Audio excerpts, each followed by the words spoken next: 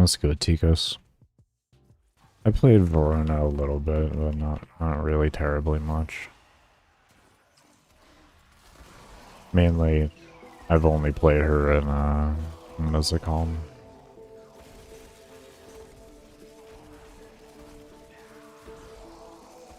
Devuri. There we go.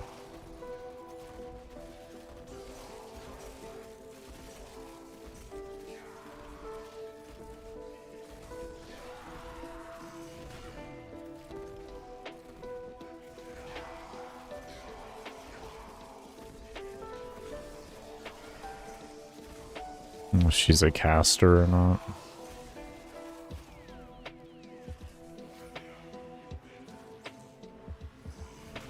I honestly didn't even know you could classify anything in Warframe as a caster.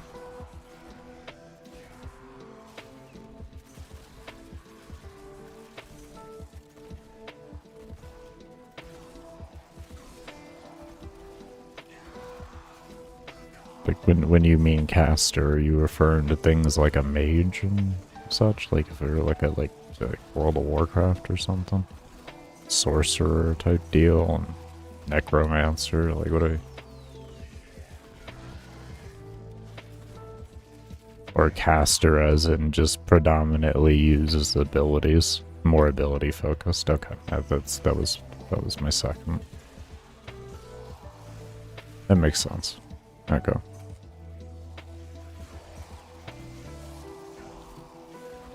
I found myself using a lot of abilities on her, that much I can say.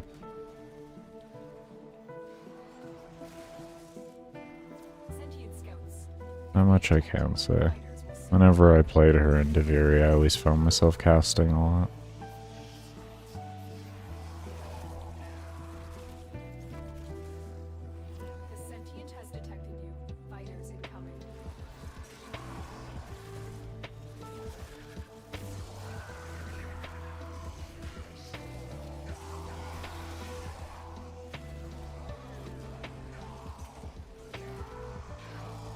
What's up, Akel? What are you doing?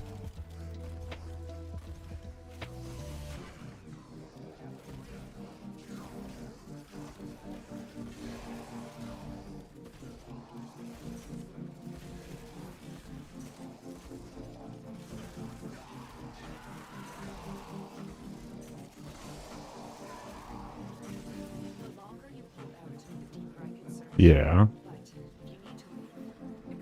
You were essentially a regular when I was streaming, so.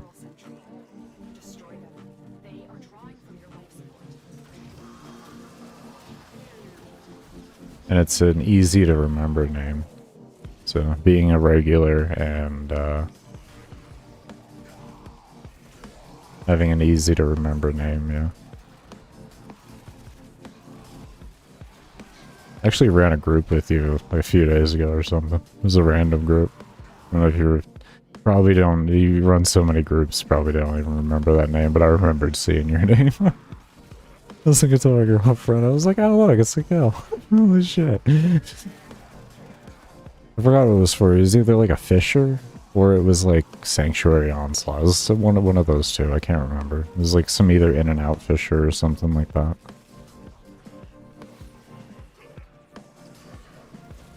I don't remember exactly.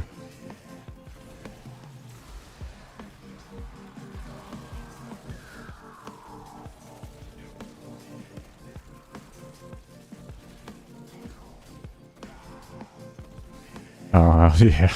Yeah. Yeah. I didn't say anything in chat, so. That required effort. More than I felt like giving at that current time.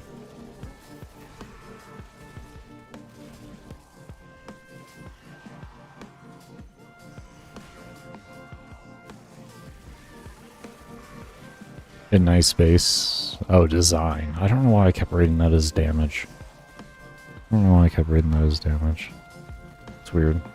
I don't know why. Yeah, I've done 14 hours so far, but all the hot fixes have kind of like it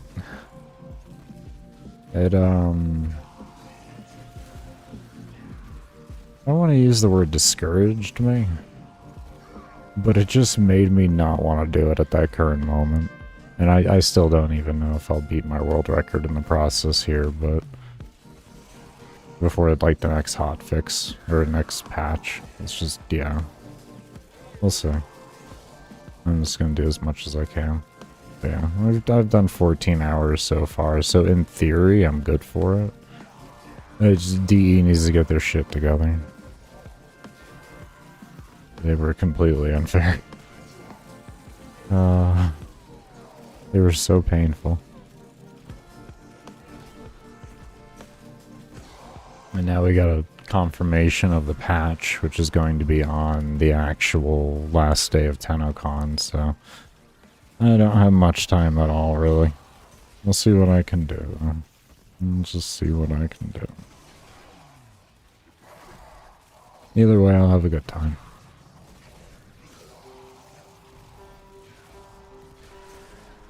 To be fair, I might even just put in a ticket to DE and be like, I'm trying with the run, just the amount of hotfixes you guys gave me, just, I had to take a moment after 40 hours of failed runs because of you guys with the hotfixes.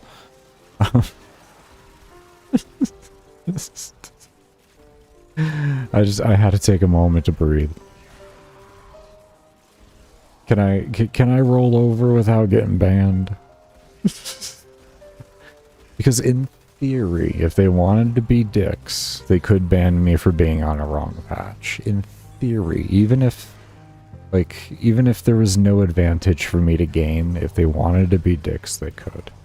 That's why I'd rather have like a yes from them at least. Like, nothing you're doing is going to affect the mission I'm doing. At least to my knowledge. So, you mind if I just kind of not install the patch and extract at my earliest convenience like I've always done in the past? It's just right now, you know, I'm trying to be fair with them. They're being, you know, I'm just trying to be a little fair. Just trying to be a little fair. But I'm not trying to take a mile, is what I'm getting at. You know, they've given me an inch, and I'm trying to be respectful with that.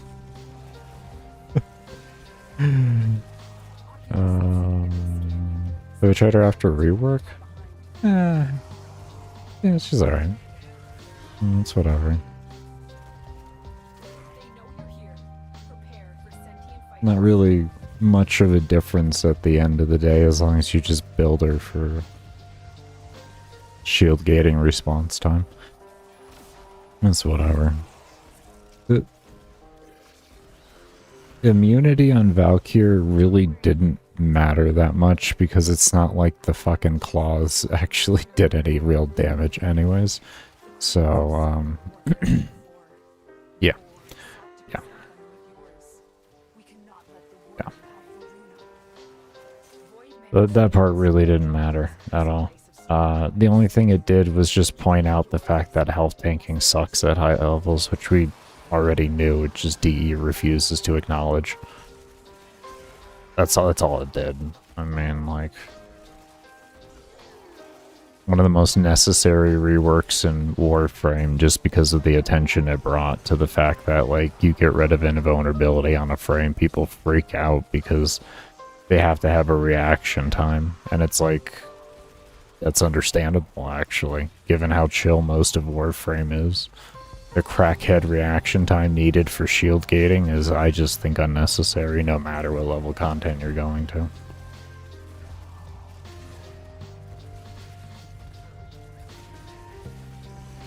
No, don't do it. What, stay on the old patch?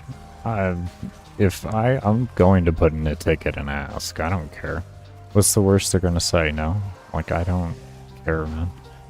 They say yes, they say no. I don't care. The least I can do is ask and be respectful by asking.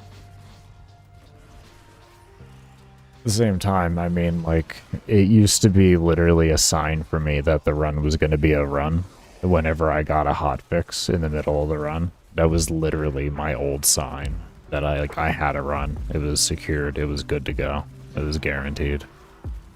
That's what I really used to, like, rely off of. It was one of those omens, if you will. So like that's how little I've ever seen anybody have it, but the only reason I take hesitation into it is because during my whole drama, they did make it a specific note to a content creator in a ticket that, like, playing on an old patch could cause problems. But I only foresee it causing problems if you can intentionally see that something that you're using was fixed. That's where I find that reasonable. Outside of that, I don't really find a reason for that to matter. That's just my opinion. That's how I've always treated it. So like if they didn't change anything in whatever I was doing, that's why I would just stay on. I'd be like, oh, whatever, it doesn't make a difference. One of the few times I changed that was when they were first trying to figure out the new Eximus units when they came out with them, and they stopped the old, like, scaling or the old Eximus units that used to exist. One of the biggest things that used to happen back in the day was before they came out with the ability-based Eximus units, and when they were just mobs with, you know, like, generally, you know, some type of, like, small ability that was kind of irrelevant, and just like a greater EHP pool. As you would stay longer in the mission, more and more of the map would just become Eximuses, and eventually by, like, I think it was 8 or 9 hours, the entire map was essentially just nothing but Eximuses. And when they first came out with the changing and everything, and the increasing in loot tables and them and all that, you were able to get about 30 to 40 million, like, credits every 10 minutes, essentially. It was fucking ridiculous. You just had to wait until level cap.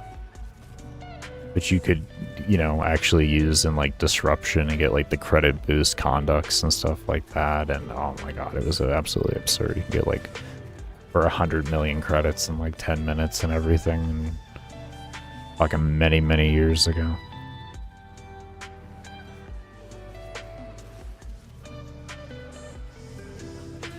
So they ended up having the system that we have now, where we have less Eximus units on map.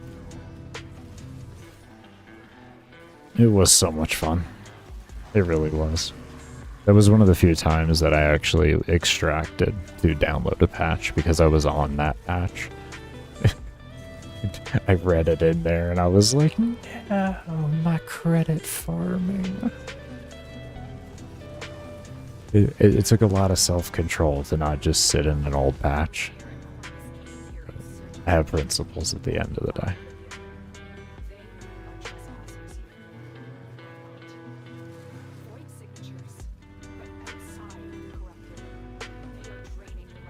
Yeah, that was a wonderful, wonderful patch and oversight.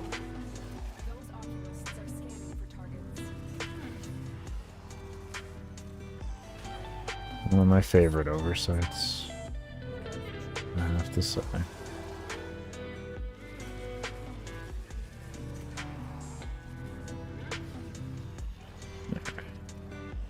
I was doing things over on my idle game.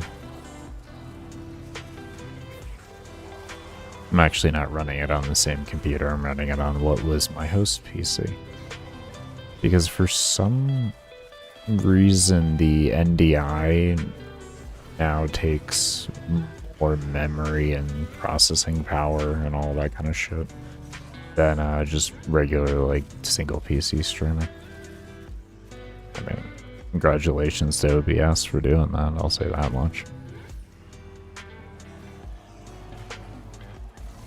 But, yeah. So I just have the idle game running on a separate PC.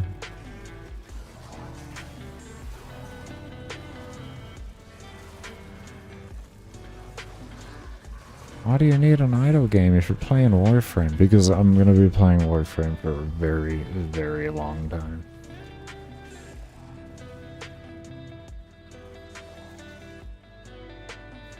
And I always need another game to play.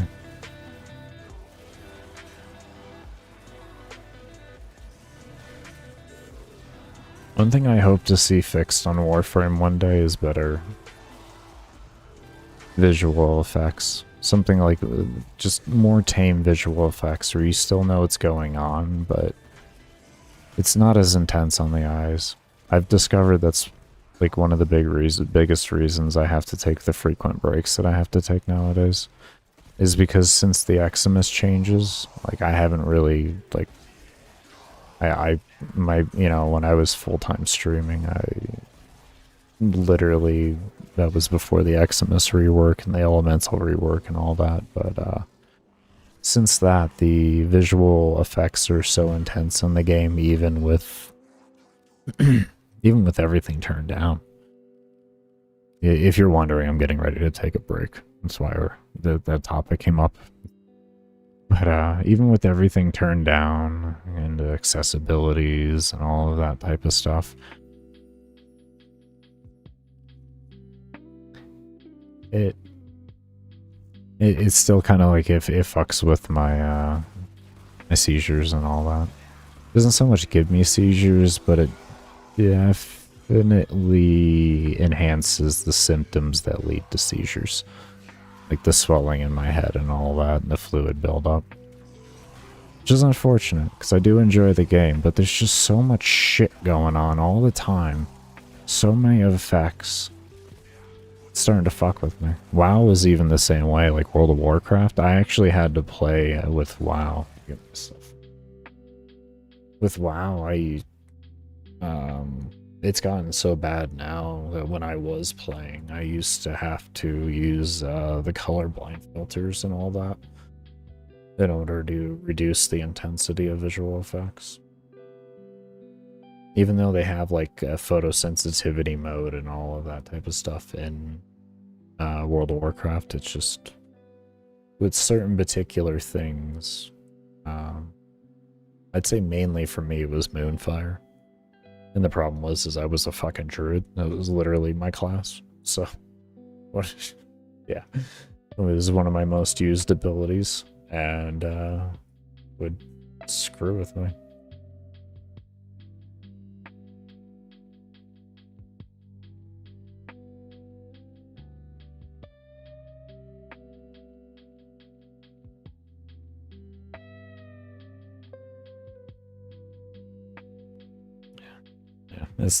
With Warframe, it's the unfortunateness of Steve.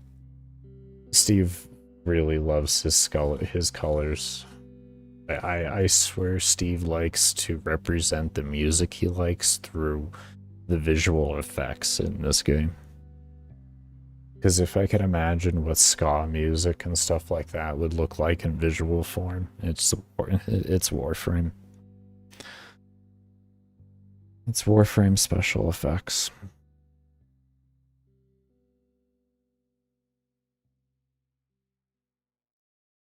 Right, literally.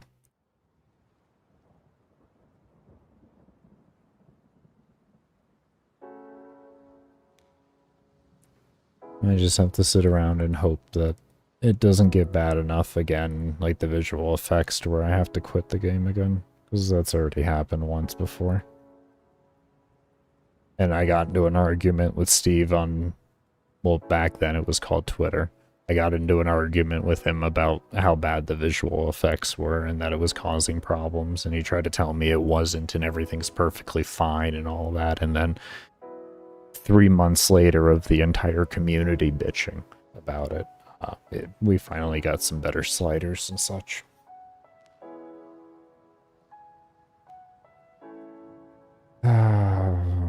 Silly, silly Steve. Be back. Okay. Let's go ahead and get back to it.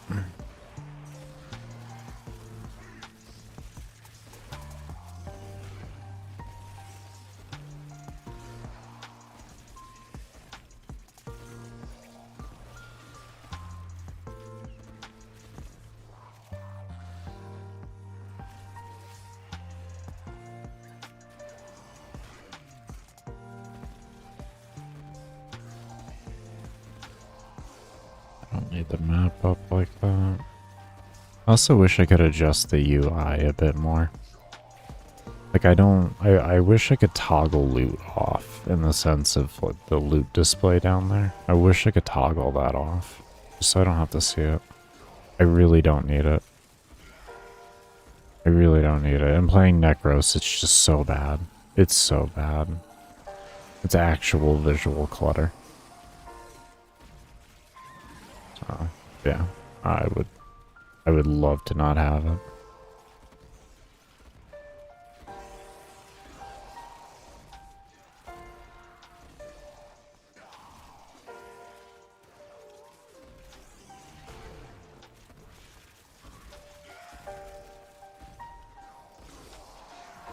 I will say they have done, Pablo has done some decent work though on the loot system. Speaking on that, I like that we don't get all of the mods anymore. Like over on the left hand side whenever you loot them, and most of them are just down in this little loot section here. That's nice. It used to get pretty ridiculous. If you would pick up, like, loot all at once. And let it sit, you know, beforehand. You could literally just, like, go an entire, like, 8 hours survival without ever not seeing the loot thing up for the mods and such.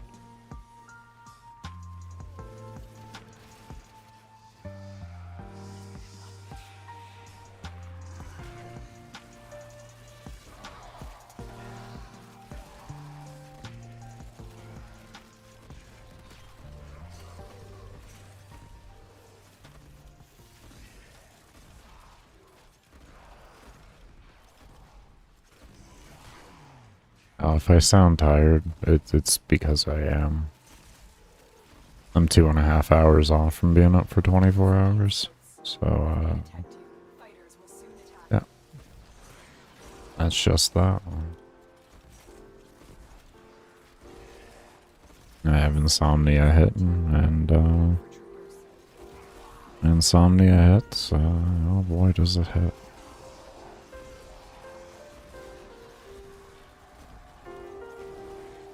Very medication resistant. I typically don't even bother trying. It's just too expensive and out of my financial reach to even care about trying. So.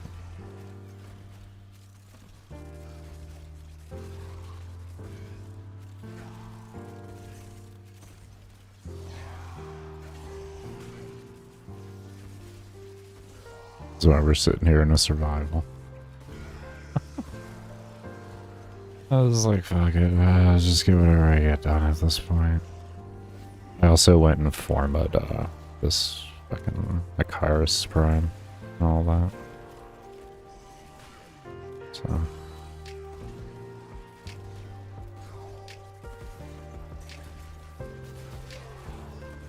Decided to use that over the old new core, and so far,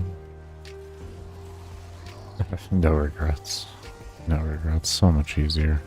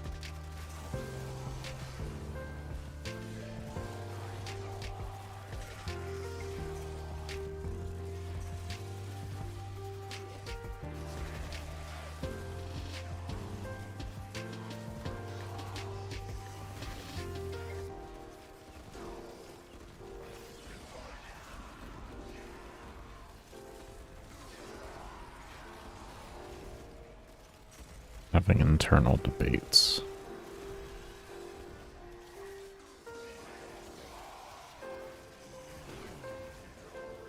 Mainly about Spectre positioning. Like, well thinking, like, way ahead. It's kind of where it is. Mainly it's like, do I want this following me? Do I want to create a little spot for them down there? I don't really want to do that. Because I would rather keep my buffs going from Octavia as much as possible. I don't care about the stealth. That's not why we're using her. We're using her for every other buff. And distraction. Oh, the distraction with mallet. Mallet and ball.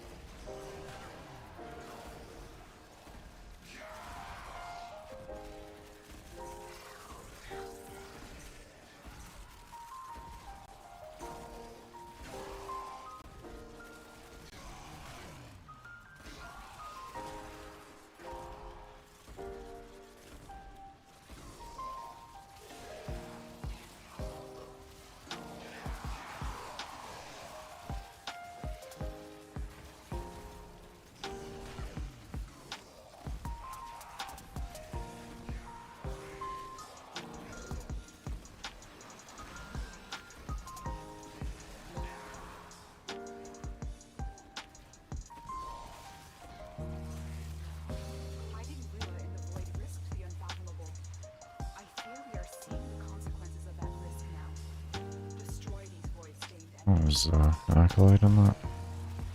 Okay. Oh, no, he's just dying. Never mind.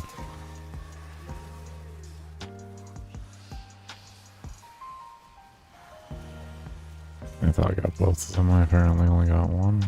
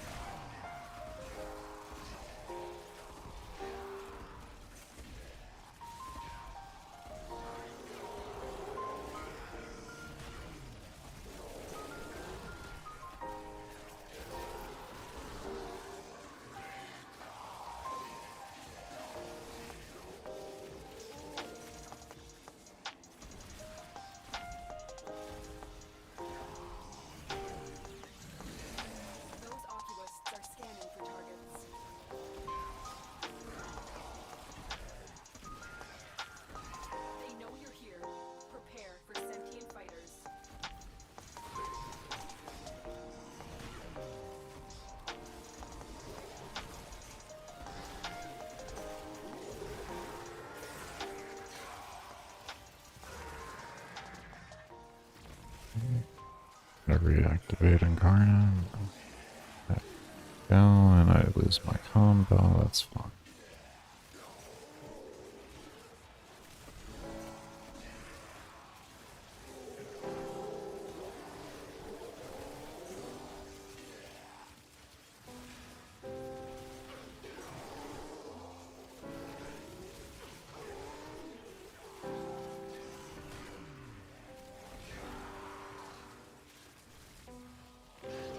Go. Now we're looking good.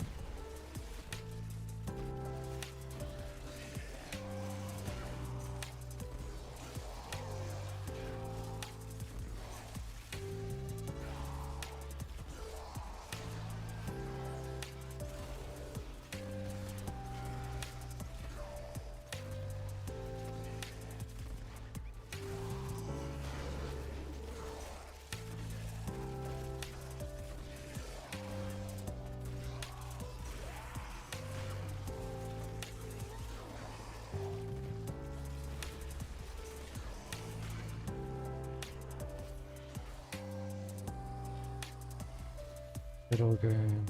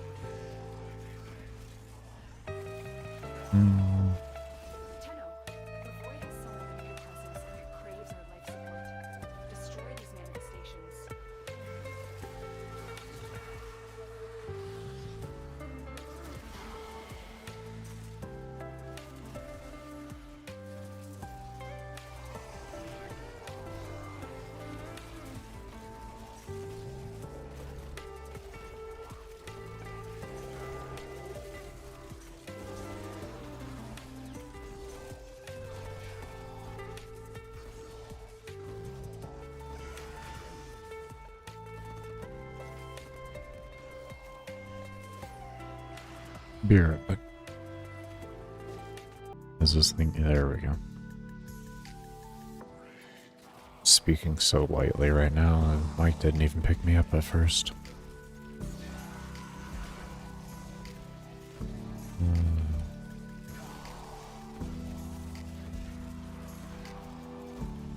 This is that insomnia tired voice that you're not going to bed. There is no way to hide the fact that you have been up for way too long.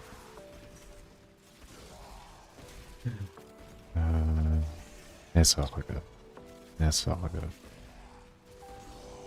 It ain't the worst thing in the world.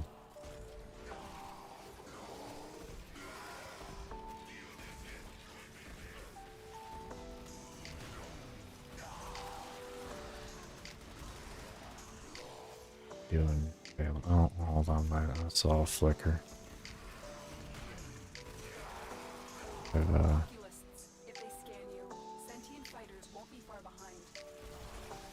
was about to check my idle game real quick. If anyone's wondering, the idle game I'm actually playing the Idle Hero TD. It's a free-to-play game on Steam. I believe in mobile and such.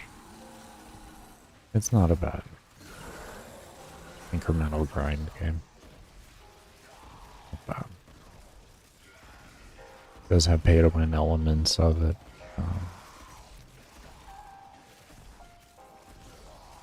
Depending on yourself as a person, it could feel like the grind is way too slow. And you could feel like it's mainly pay-to-win. I would say more along the lines of Warframe, it's pay to advance faster. But yeah.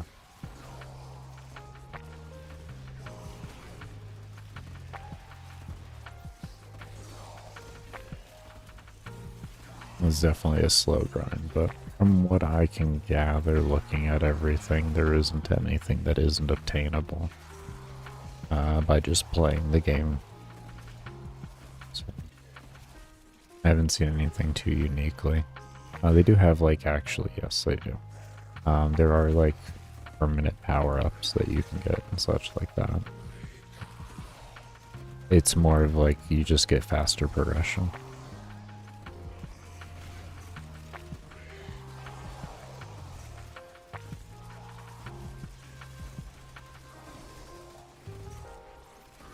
Yeah, I believe the only way you can get those is through purchasing. They don't have that connected to a premium currency. It's just a flat purchase value.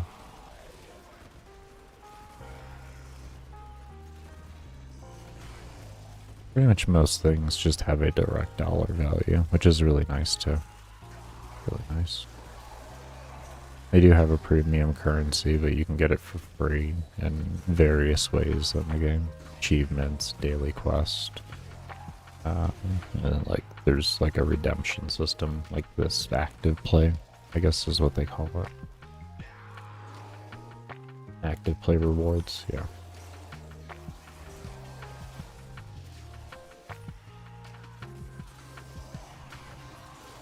I like endless incremental games, what can I say? I mean, I sit in a Warframe mission for forever, so it's the genre I like. I don't know what it is. It's just always been the genre I like. Anything that's got a nice endless to it and a good incremental grind.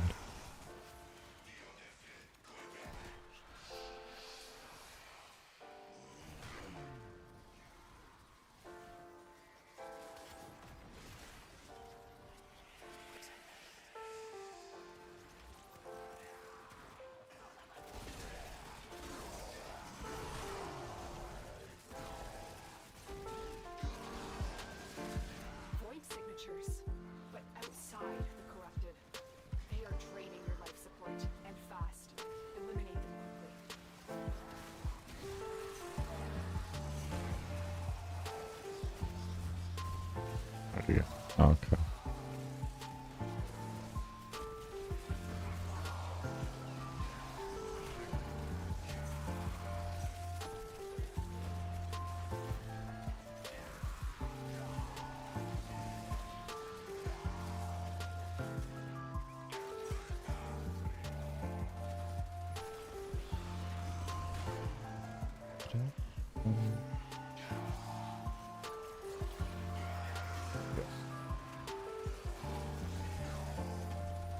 There's something about the prestige around that.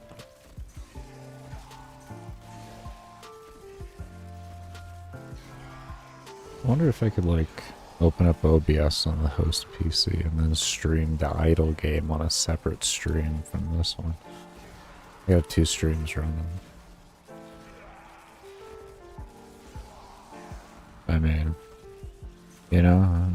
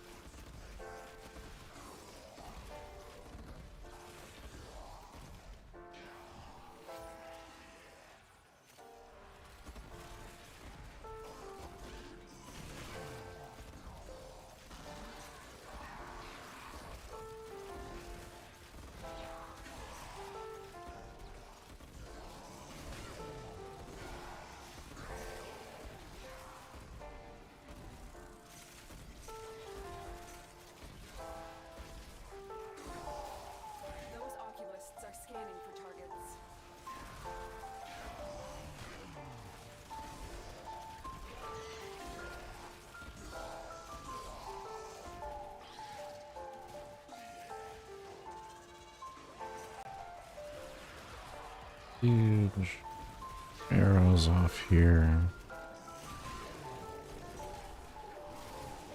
Started there.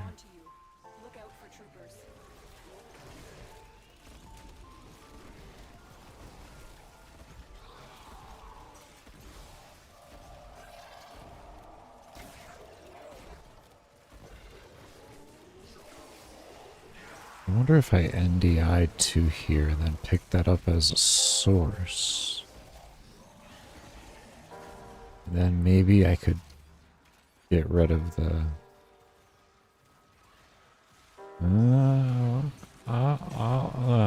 ideas are ticking here. I got things ticking in my head here.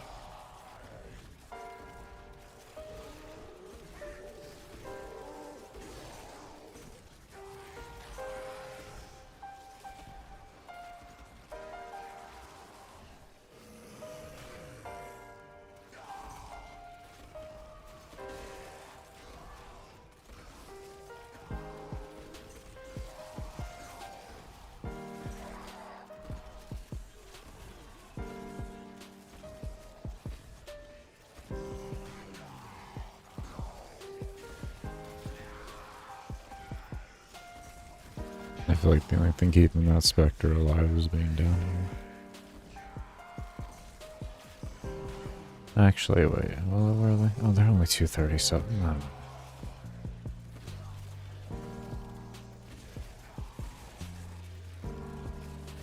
I'm so used to seeing triple digit numbers, my brain was seeing 309.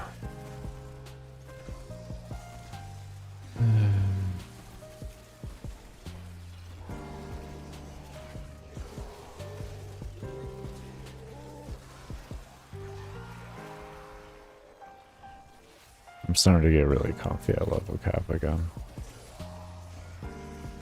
Starting to get comfy at it.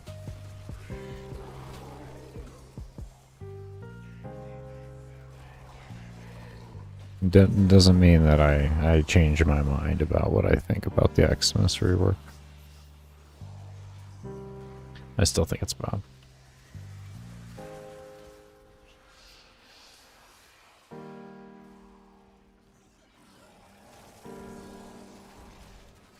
These manifestations must not be allowed a foothold on Lua. Life support is at risk. I think Overguard becomes like the dumbest part of it all. I think the abilities are okay, but I think Overguard is just stupid and pointless.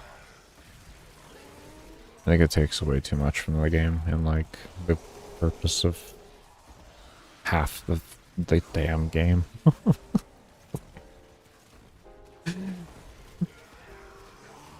Like you still could use it, but it's just not as good.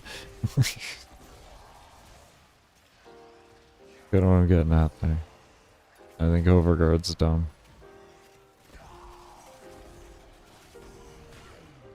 Overguard's dumb. Damage attrition is absolutely obnoxious. Doesn't even make sense.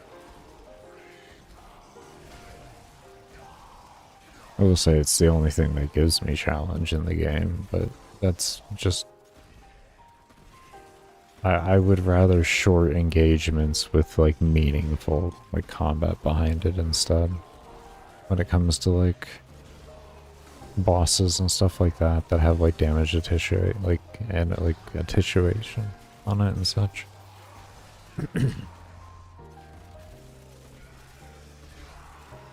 Like that's one of the things, if you want to have complex mechanics and stuff like that, just have it happen for short moments and don't make it long fights.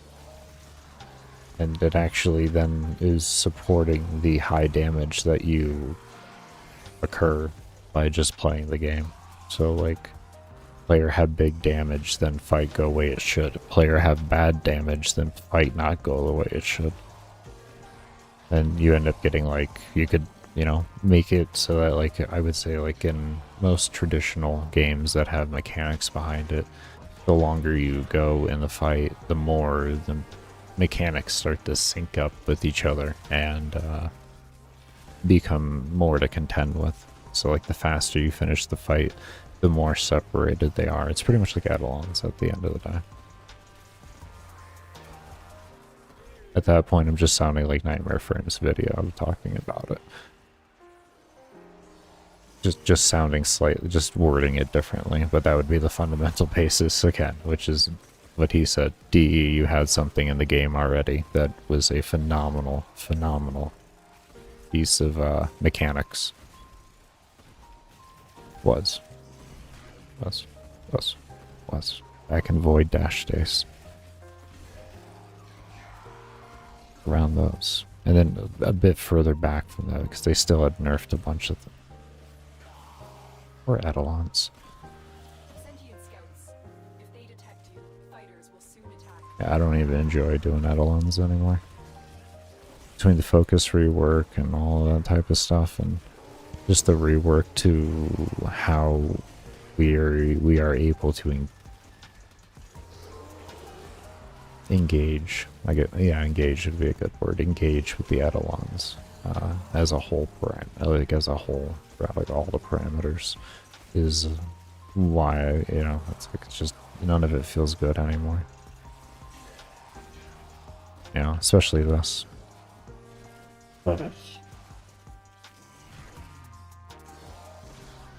Disgusting.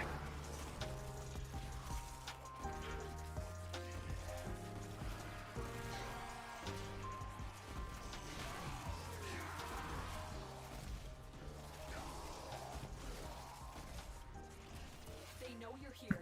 Prepare for sentient fighters.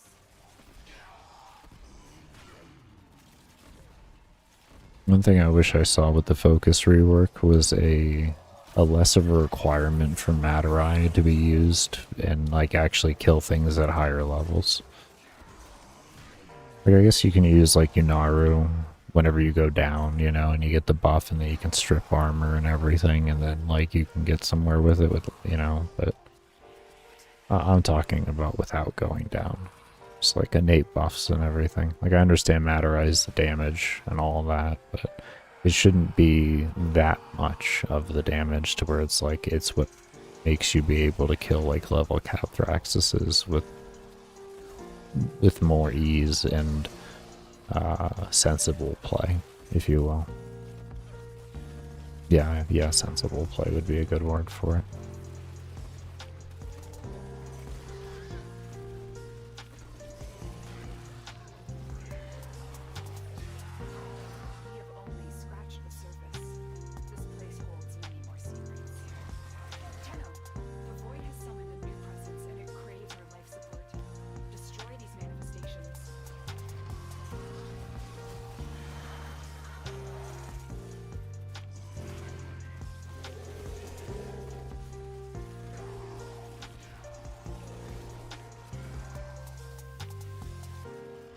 Recent.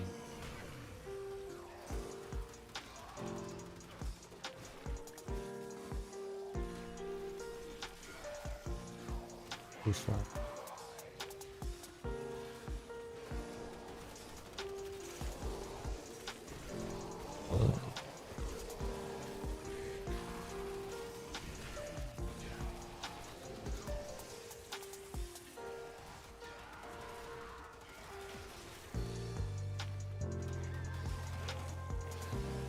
Okay, leave those guys to chill a bit.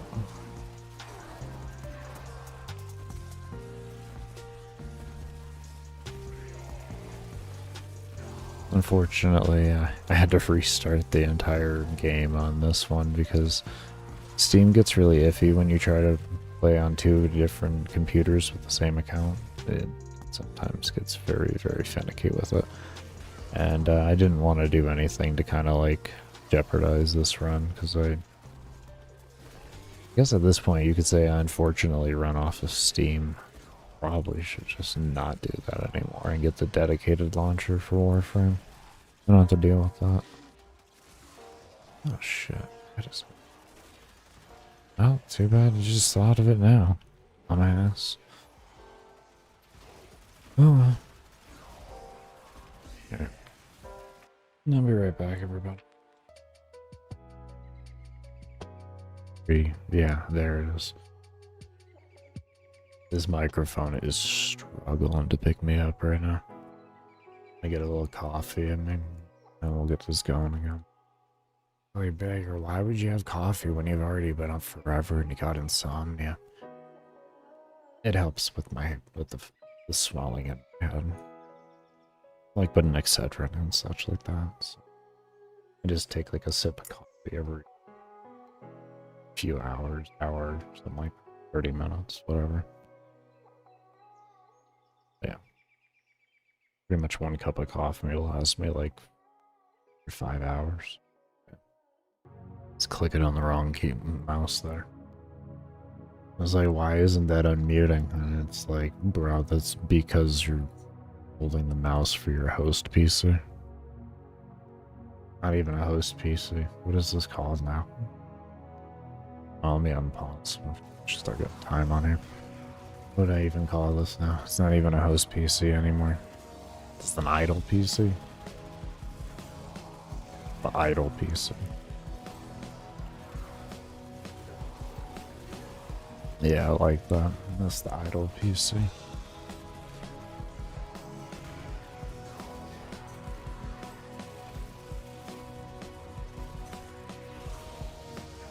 I'm still blown away at the fact that, like, I'm streaming and only using 3% of my CPU while streaming. I run NDI here and, like, you know, send that over to the other PC, and that literally will use 10% of my CPU. It's wild. Like, usually NDI is supposed to save you. It did nothing of the sort. It was essentially three times as heavy. It's like, what?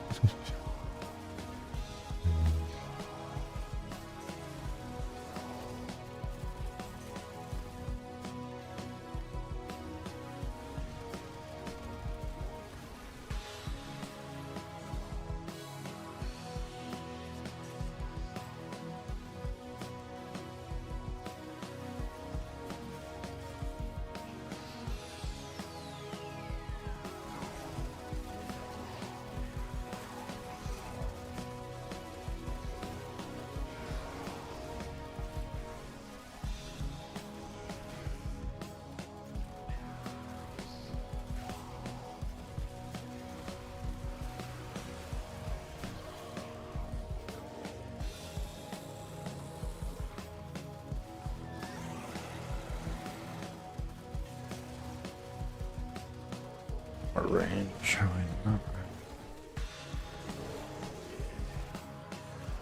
What did I let?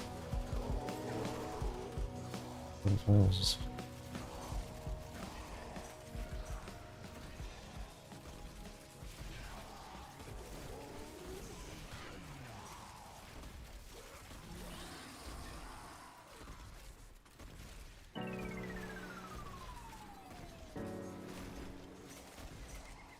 I know I had talked about doing the whole NDI and sending it over here and picking it up, but the reason why I haven't done it yet is I'm just trying to get some hours in first. Before I even bother doing something with that. Fighters incoming. Priorities, if you will, you know, like my breaks are dedicated to draining my head right now. That's what they're dedicated to.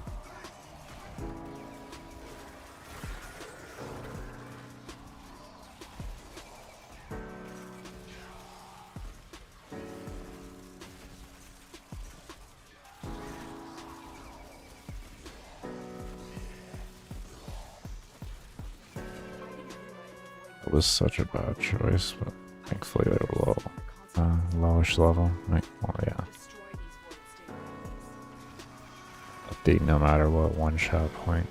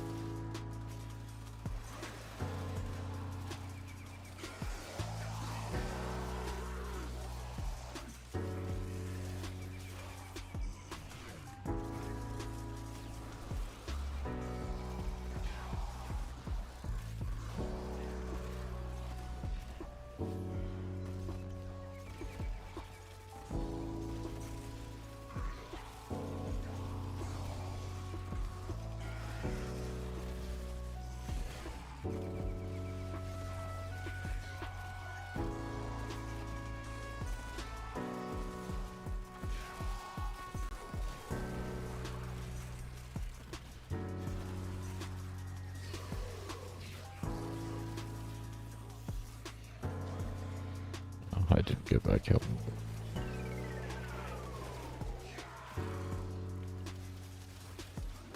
Give me that killing blows. Quit stealing my killing blows.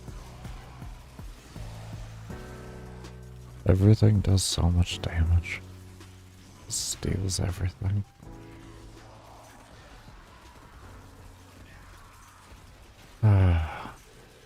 What a great problem to have.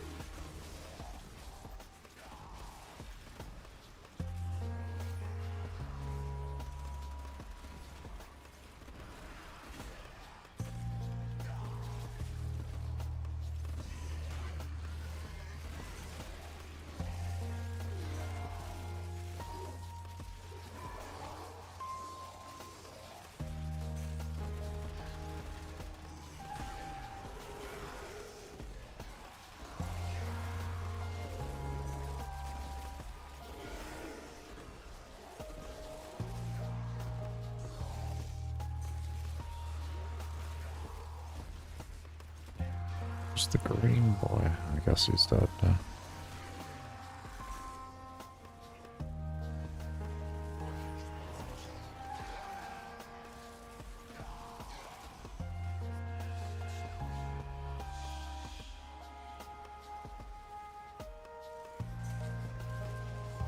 Oh, juking me.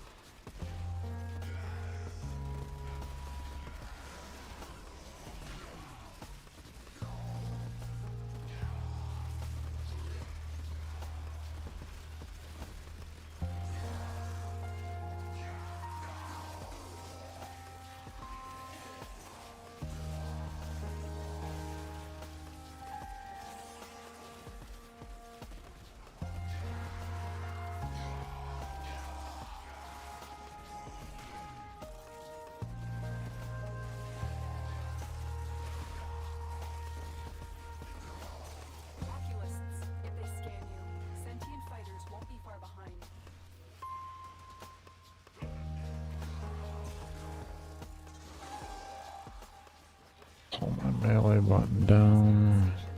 They aren't from the neural sentry. Destroy them. They are drawing from your life support. I pray I live, and I'm glad I did. It was dumb, but I did it. I did it anyways. It'll kill me. That will definitely kill me later on. Has detected you. Didn't I still make content? I'm here on occasion.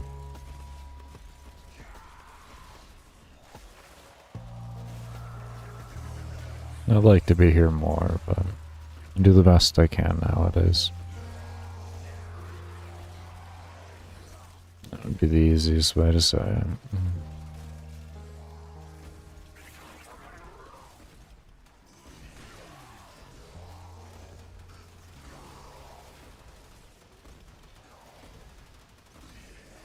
No content better than no content? That is true.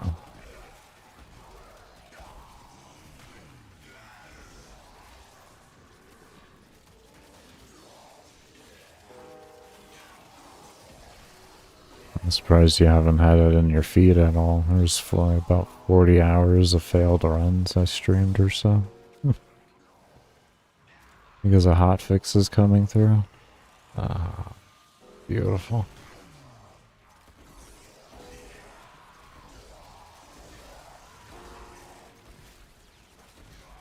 We're just here. We're just here. YouTube hates me, I guess. You haven't watched my content in years. The chance, I mean, there's a good chance the algorithm just completely forgot about me. I wouldn't blame it one bit. I wouldn't blame it one bit for forgetting about me.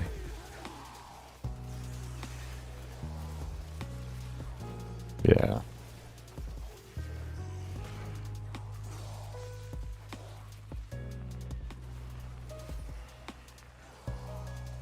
Especially with all the people that make content nowadays for Warframe and all that. How's this run going so far? I'm chilling. We're chilling. I've had this tested out to 14 hours already, so. And that was before extra refinement that I've made here, but yeah, we've been hard chilling here. Just good run. Good run.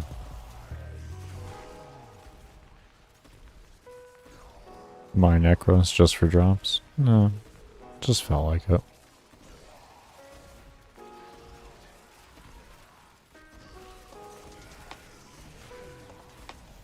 Yeah, something different. Something different. Something different, something people wouldn't exactly expect to see. Probably my second most theory crafted frame, even before this run. But yeah, probably my second most theory crafted frame. I've always loved Nekros. Mag number 1, yeah. Mag, Nekros, Octavia, top 3.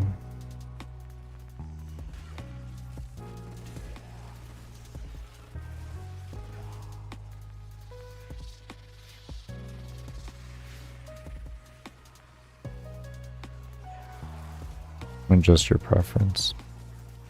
Generalized, yeah.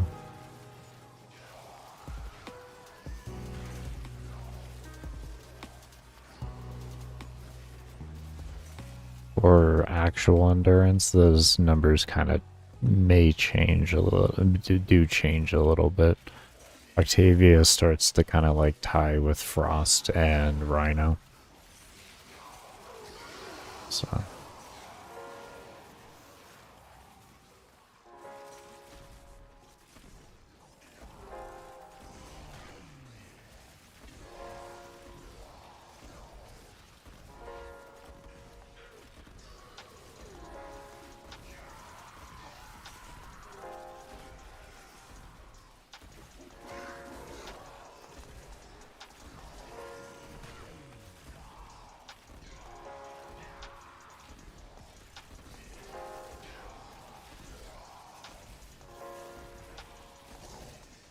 Yeah, if the playstyle isn't enjoyable to your liking, it can be a rather bit of a slog to get to level cap and such, to do like 8 hours and 8 to 12 hour endurances. Yeah. I felt like that with Degath. No helmet Degath. Yeah, I felt like that. Like, I liked the frame, but I didn't like it at the same time because it was so active. But it was so fucking strong.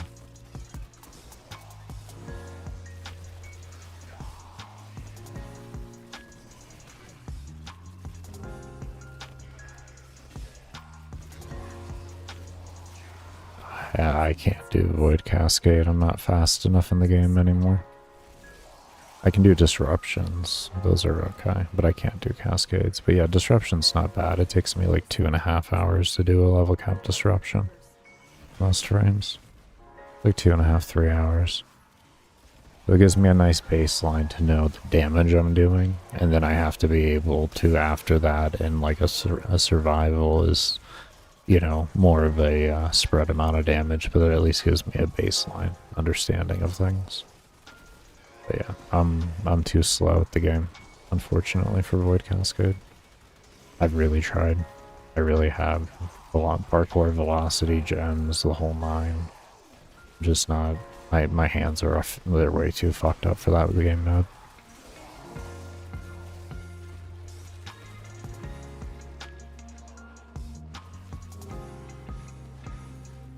It's a fun game mode. I don't blame you. I enjoy it. It's just hard. It's too hard on my body. But I actually do enjoy it. I don't want them to nerf it so that I could play it. I don't want that either. I like that you guys have a nice challenging game mode like that, and I think that's required. I have disruption. It's fine. I 100% don't think the pace should be nerfed at all. I think it's actually really cool that there's a game mode that I can't touch because I don't have enough skill to do it. I actually really like that. I really, really fucking enjoyed the thought of that, because it's like, thank God a game isn't just dead piss easy on like every level.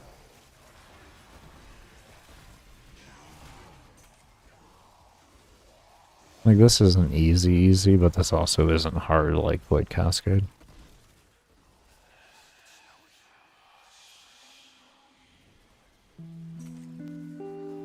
This is harder than Disruption, but easier than Void Cascade. That's what I say about this. This is like the second easiest endurance, pretty much. The survival. Some people would disagree with me, though. I would probably say a lot of people would disagree with me, because a lot of people, what I've noticed at least, I don't know if it's still this way nowadays, but a lot of people suffer with O2 and stuff like that, and the knowledge behind, like, how to manage your O2 and all of that, and room selection and everything. But, I mean, I've been doing survival 8 years pretty much now. So, like, I'm a whole different fucking beast in that regard. A lot of trial and error and just understanding. Scared from when you got scarred. I don't blame you. I don't blame you one bit. When you have to do a crazy, I'm like that with Korra and Sanctuary Onslaught. I really don't like doing it. I'll do it just to like level things and stuff like that. But generally, I can't get myself to run Sanctuary Onslaught anymore. Because like, I've done over 1,000 runs to get Korra, and I still have never even seen a Korra. And I've played Sanctuary Onslaught since the day it released. Literally the day it released. I played with Daniel the Demon and Brutal Green, and we got one other guy, and we got rank 2 on the first week of EOS coming out.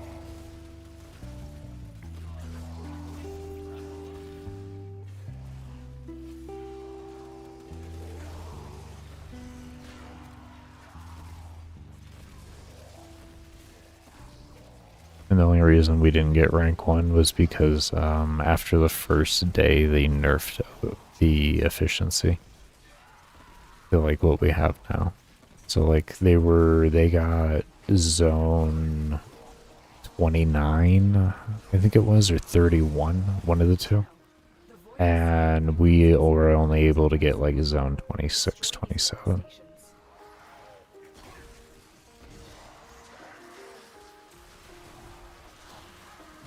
We all thought that like it was going to be a game mode that we were going to be able to go to level cap with and all of that. We were so excited for it. We were so excited for it when it first came out. Whole community was. And then what we got was shit. Just disappointing shit. And ESO works. There's a essentially the best way to look at it is the amount of O2 you get per kill goes down, or efficiency that you get per kill will go down as the rounds go up, and the overall spawn rate slows down. So what you generally have to do, there's a weird practice behind it of kind of like letting them gradually die in like waves, if you will. So like if you imagine like in a sports arena where they do the wave, something like that.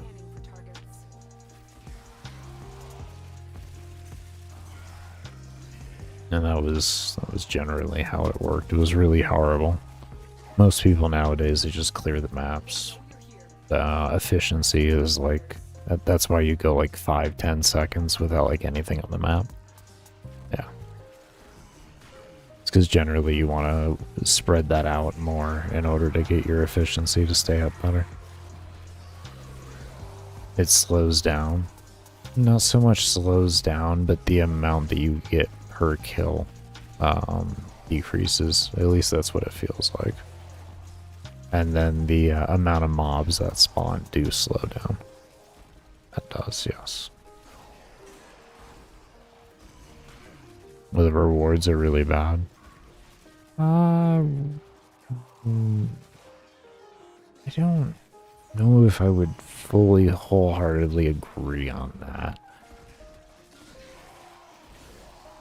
It's some of the fastest rad relics you can get in the game.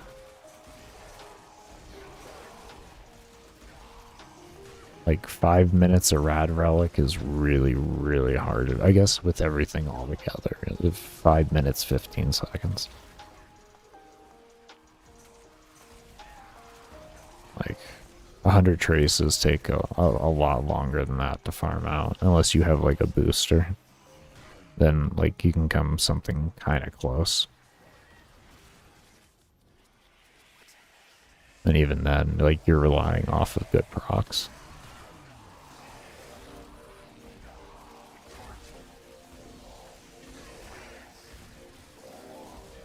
And yeah, it does help reduce your overall farm, because if it still works like this is how it used to work. I don't know if it still does.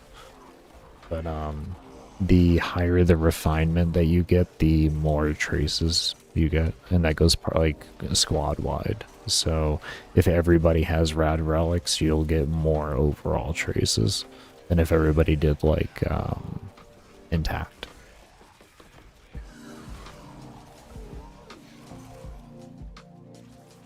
So just in general, cracking more refined relics will give you more void traces, which helps cut down on the overall grind that you can have for void traces. Because of course the relics that drop out of EOS aren't going to be the only things that you want to rat at the end of the day, but it allows you to easily free up those traces to be able to use them on other things of harder to obtain value.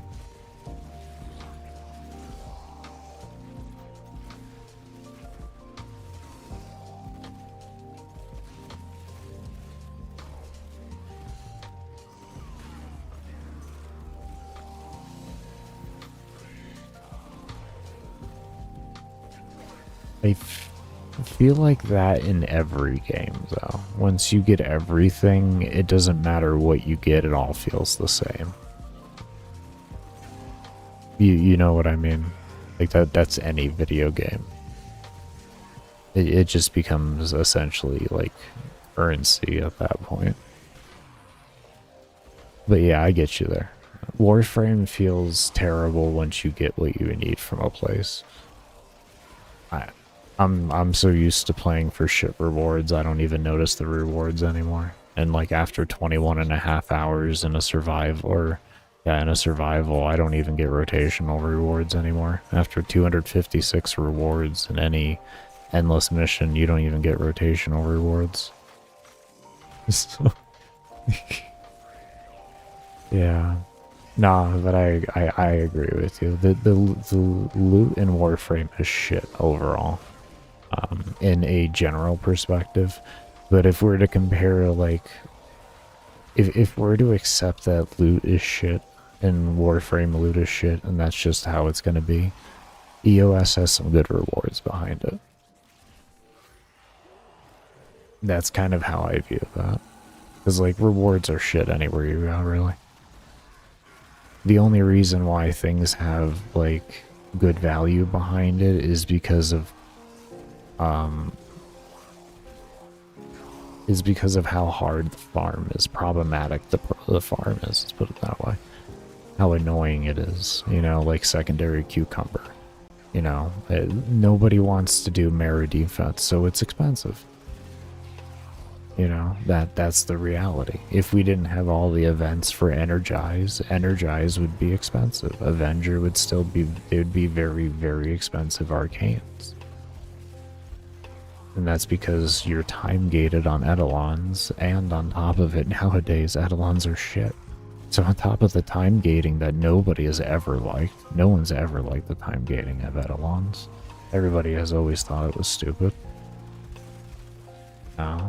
And ruining the mechanics, the game mode is just in the gutter. And the prices stay high though, even with events coming out and all that. But this is kind of the reality. More like a gear check. What, Eidolons? Eidolons and Angels are the only reason to ever upgrade your amp. In everyday play, yes, I agree. Eidolons nowadays are... Yeah, I would say, yeah, a gear check is about all they fundamental come down to nowadays. Because the strat is so easy and chill that, yeah. Like I can almost do like a 4x3 on a solo Trinity. So, yeah, I can get that.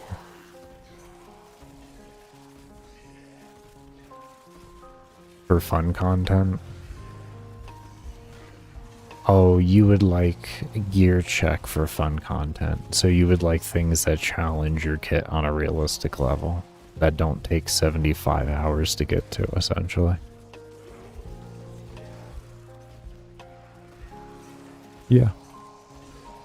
I wouldn't disagree with you there. Meaning, when I say 75 hours, I mean just... I'm not even talking an hour to get there. I mean, like, you get into the mission and it's difficult content. I don't mean any endurance or anything like that. I enjoy endurance, don't get me wrong, but it's not waiting 8.5 hours for level cap is what I enjoy. I don't enjoy that. I just enjoy staying in a mission. It's very big difference.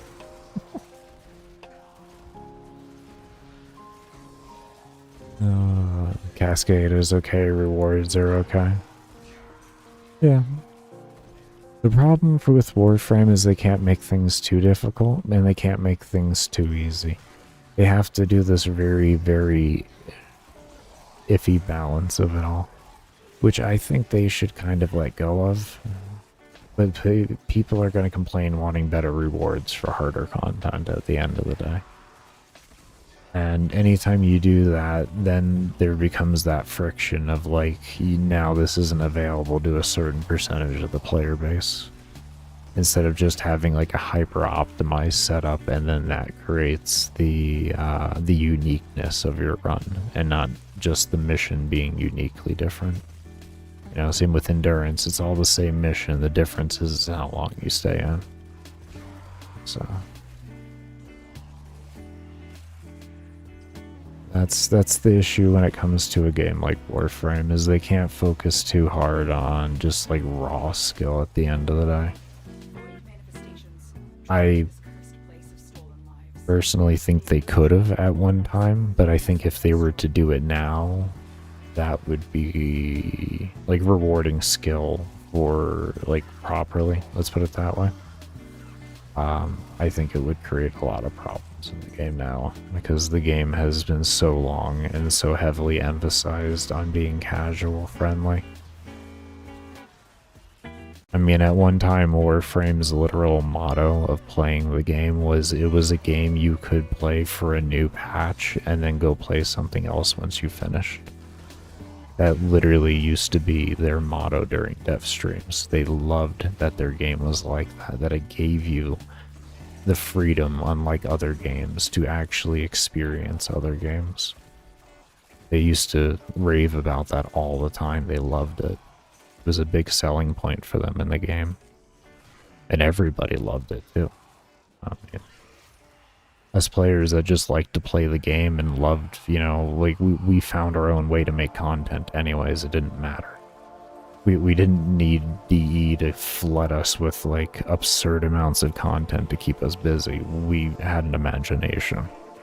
So we just used that. A crazy concept. Using an imagination. That's why Warframe historically hasn't had an endgame, is because the endgame is your imagination. And that's been one of the things that have held Warframe as a growing game for as long as it has been and hasn't fallen off, is because they focus on that type of principle. People may say, oh no, if you make it hyper competitive and all that, it would do better for the game. World of Warcraft is a prime example of why you shouldn't do that. That poor game. They literally are getting rid of like all their esports.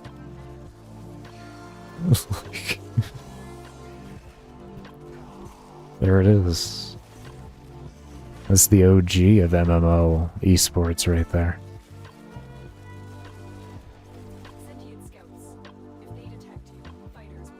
Cheese is one of the joys of Warframe. Cheese is one of the joys of Warframe. The game mode is more stress than fun for you at Cascade. I could understand that. My hands are really bad, so I don't do well in Cascade. So it becomes more stressful than fun for me, but I enjoy the concept of Cascade. I just think for me it's a bit too much. Like I can't be doing it at the rate that's required. The maps are too big for me to be doing that. I don't know if other people have that complaint. Like maybe that is a generalized complaint with people, is maps are too big in Cascade and it makes for an uncomfortable experience. You know? But yeah. Like that's my chief complaint when it comes to it, is like if I had a smaller map, I feel like I could more easily manage getting around. Because having like 1,200 fucking meters to run around is absolutely absurd. Like, it's too much. It's too much. Too much run. Too much run. But not a deal breaker, but that's only because of the frames you enjoy. Now, like me, I enjoy just playing Warframes. Like, I like to figure out how to play them. I like to theory craft on them, play around and all that type of stuff, and learn how to use all frames. So, like, would you still, like, have that agreeance to that? In that regard? Now, I know there's content creators like Flow that specialize in Cascade, so it's like it's obviously doable. and you do have to mod certain ways and build certain ways. So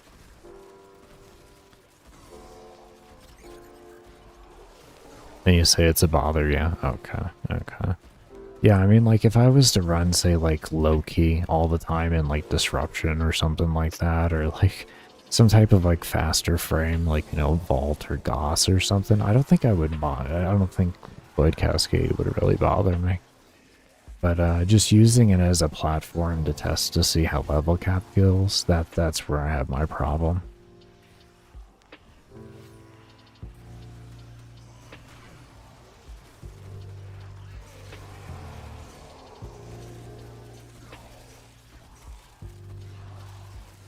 The Vault, if you really want a melee, I could understand that. Vault's always been a phenomenal melee frame. Always just felt so damn good.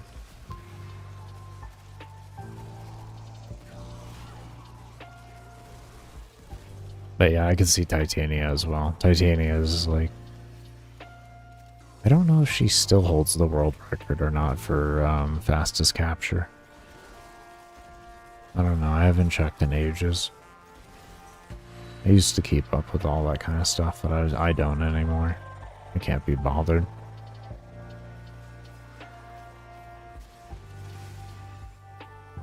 I admire this stuff because, like, that's why I used to keep up with it. I thought it would just be, it was so cool to watch. The stuff that I can't do. I tried to do that whole speed running thing. That was terrible. That was back in the Ivara days when she was the best speed frame in the game. Not Ivara, Nova. I don't know why I came out with Ivara. Nova, sorry. Nova teleporting. This was before Wukong rework and all that even. It was a long time ago. Long time ago.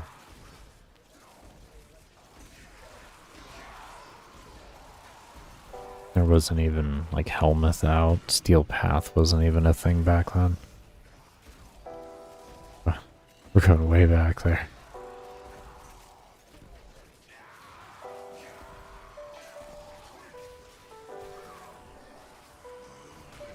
Wouldn't be doing that nowadays. Not even in the slightest. You don't watch speedrun because you really don't care, but it would make sense if she has the fastest. Yeah.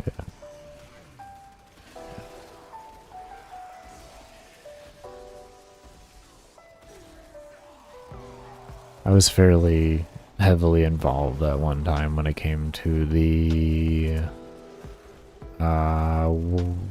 I guess we'll call it the record pushing community. Speed running to all of that.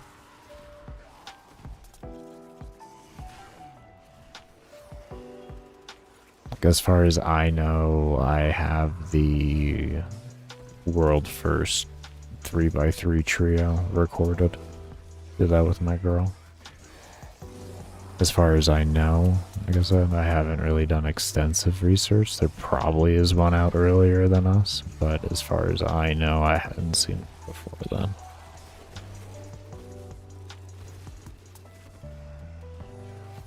That video's still up on this channel. It's ages ago. Ages ago.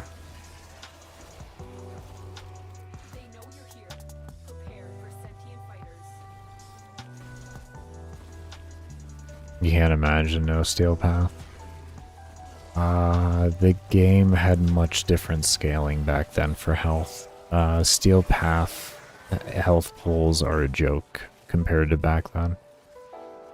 So like level cap back then had magnitudes more health than level cap nowadays. Like massive magnitudes more. Insane amounts more. Like absurd amounts more health.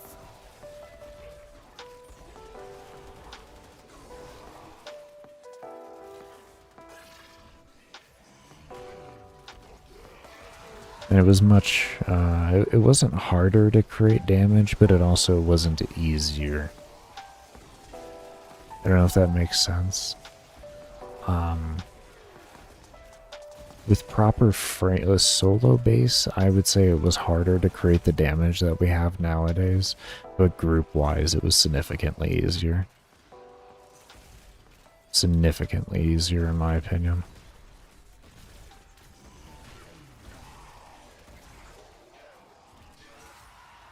They're very, very small. They are. Can you do the level 130 capture? Are you talking like the Alad Veed or something like that?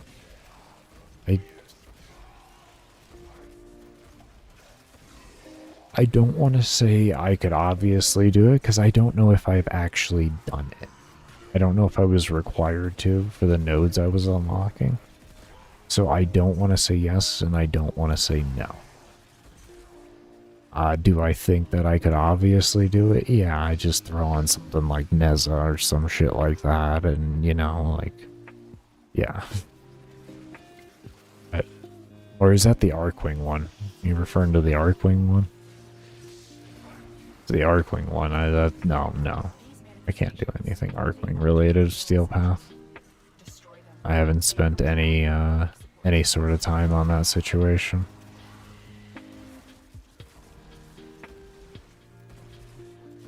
Like, it's easier to nuke Steel Path if you're just using a really good frame. I would say even if you're not using a good frame, it's still relatively easy to kill at any, like, for most levels. But, I mean, this kind of defers back to what I was saying earlier about the game being casual and all that. I think it's actually a good thing for the game. The limit that we had before in the game on what could go to level cap solo and all that was abysmal. It was horrible. Especially solo. Because, like, we didn't have shield gating back then, you know, and such. So, like, it was not a good time. Not a good time. Not a good time.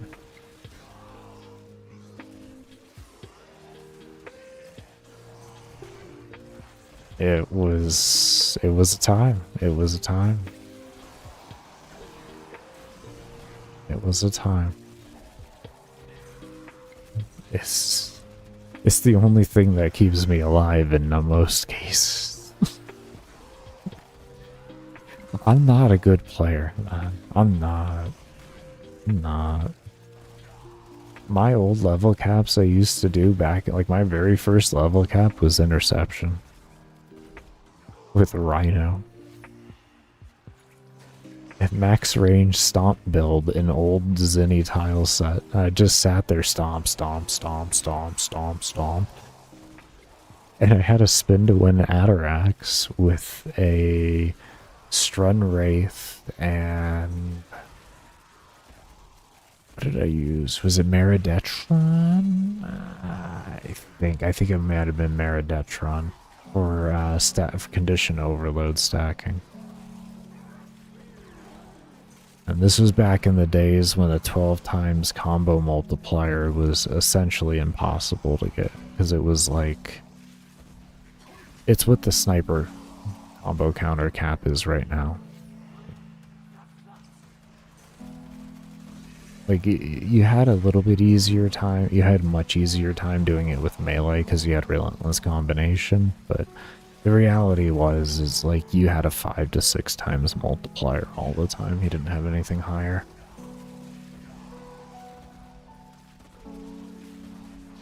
As soon as Steel Path came out, I redeemed a key for ODS, and I sat in ODS and got world first level cap.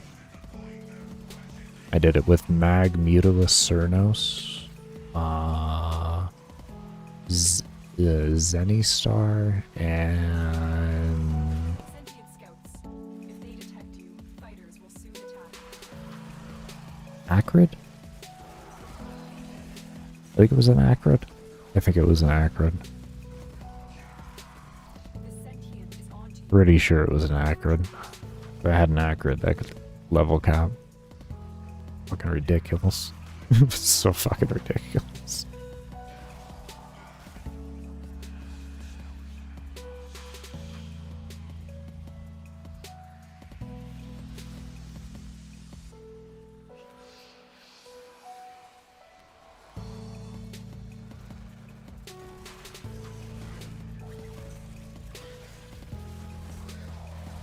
Oh yeah, those runs actually that I was just referring to, they're actually still on this channel.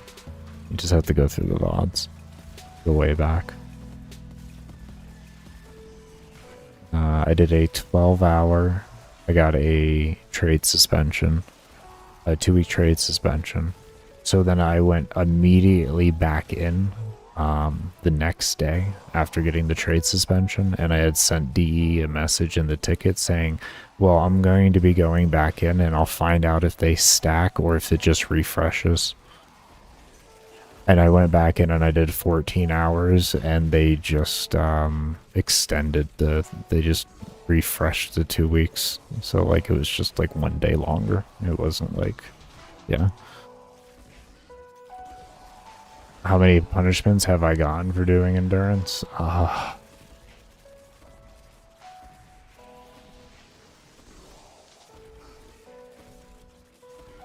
think I've been suspended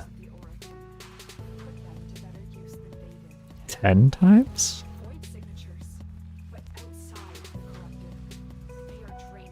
Most of the time for abnormal mission results, rewards, usually. It was like stuff like that. Yeah. Yeah. A lot of fighting, man. A lot of fighting. That's why people are like, what did you do now? It's just so that you can just not be harassed all the time about your endurance runs. What did you do? I fought like hell. And I'm amazed I didn't get permabanned in the process. I don't know why. I don't know. Because I have plenty of people that I know personally that are permabanned. No chance of getting undone. I can't even speak for him to happen or anything. I got no control over it. Like, I got no control over who they give suspensions to or any of that shit. Like, I just hope at this point they take my runs and they look at the metrics of my runs and they learn to identify what a legitimate player looks like through my runs so that they know, like, they're like, okay, we know his runs are legit. Okay, so we can look at the metrics of his runs and see what is legit on a long run, and then we have better ways to actually know if we're doing a false report for a run or something. You know, who knows? Well, hopefully some shit like that happens. I don't know. Like, that would be wonderful, but I have no fucking clue how I'm allowed to do this. I'm grateful for it. All I know is I fought like hell, like no one really ever has. We're the only people that have sat there with a hand cam and shit like that. I'm the only player I've seen do that. While playing another game and everything for 33 fucking hours.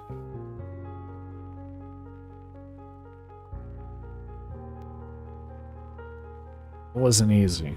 It wasn't easy. Do I think it should be like that too? I think y'all obviously know the answer to that is no. Like, I get it to a point, but shit's fucking ridiculous. I have a weird feeling that they're going to get rid of endless modes in the new star chart. There's going to be no endless missions. Because they did say something about trimming down the amount of new missions in the what could be a new star chart. And I think that's probably going to be one of the biggest things they do.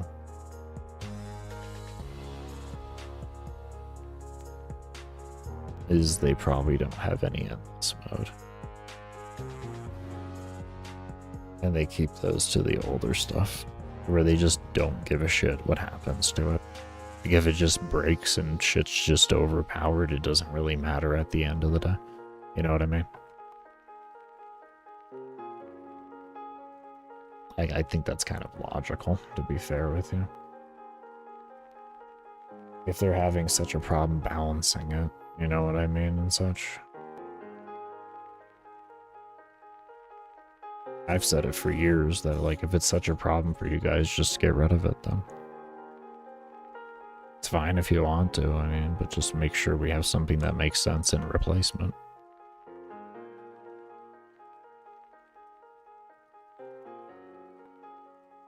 Something that has a nice, very rewarding feeling to it. And doesn't destroy your hands all over the damn place. Granted, there's a lot of endless modes that still do that nowadays, but yeah.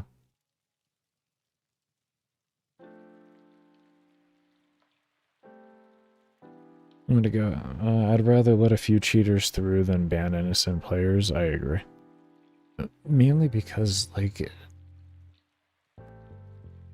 the rewards really are mediocre at the end of the day. And if you just incentivize, you know, more active play to have better rewards or something like that, then people are just going to do endless because they just don't want to deal with loading screens. And botting it really doesn't become as favorable. At least as profitable. Because they're still going to do it and everything, but yeah. You make them have to engage in public groups more than anything in order to get efficient farming done. And in doing so, they expose themselves, and then players report them, and then they get banned.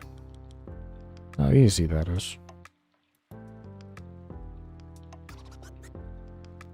Is it even worth bonding it right now? It gives nothing good. Well, you have to remember people sell plat. And because there's a market behind selling plat in the black market, if you will. Yeah. It's like gold on World of Warcraft. It's not worth farming to sell for real life money anymore in any sort of facet, but it still exists.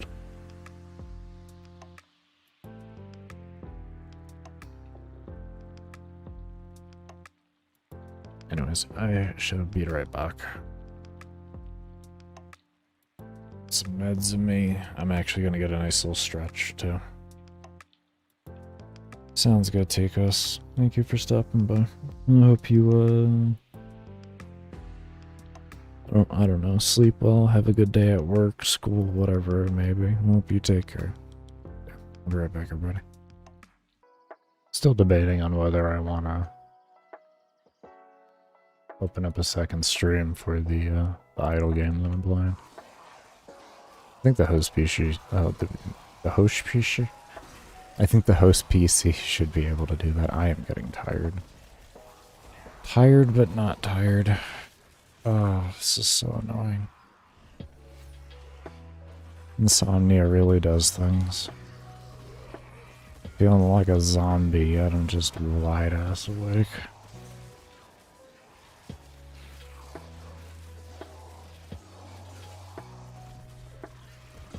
What are you gonna do, though?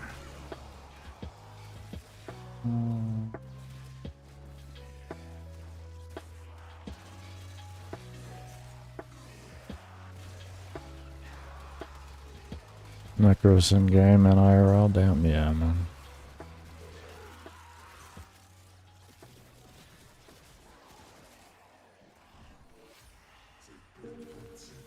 I don't know if I look at the. I'd have to actually go look in the mirror and see.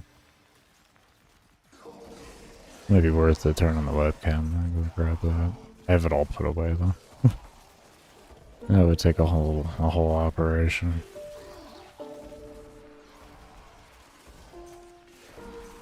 I don't feel like that extra time. No.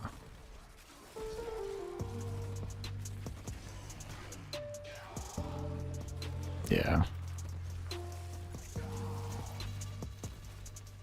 I got like a week until the new patch comes out. I sure as hell do not have time for it. And maybe when I wake up tomorrow or something like that.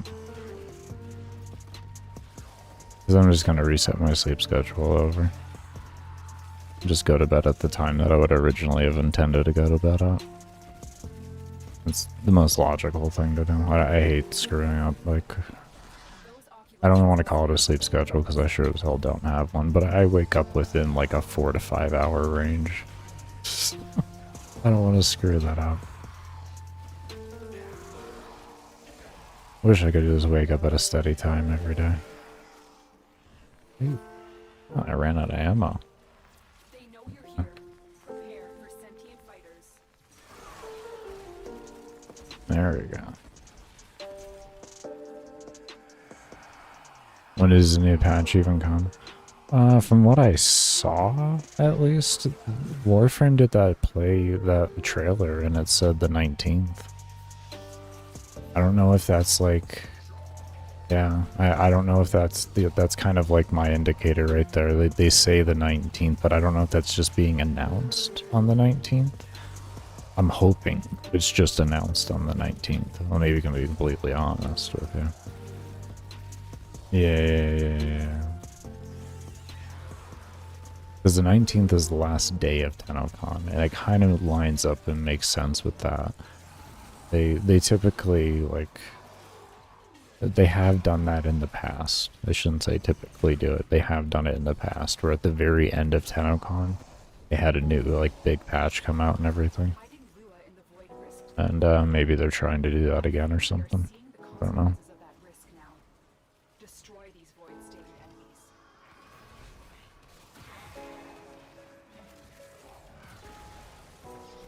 Where is it? I guess he's... Oh, there he is.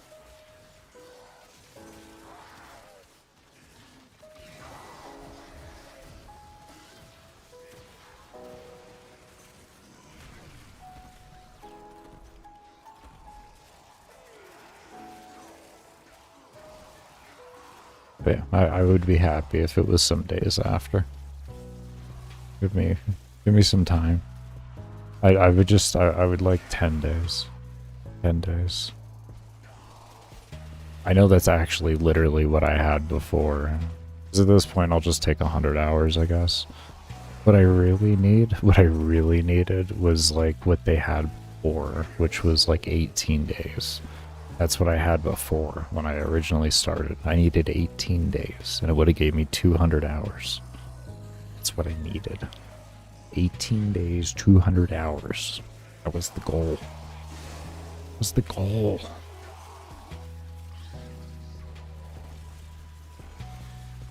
Now I have to, like, just be happy with just beating my world record in some regard, which is 95.5 hours. So I have to, in some way, just beat that. No matter what, though, like, if I get a nice long run in, I'll give you all the build and everything. Make a nice little build video for it and all that.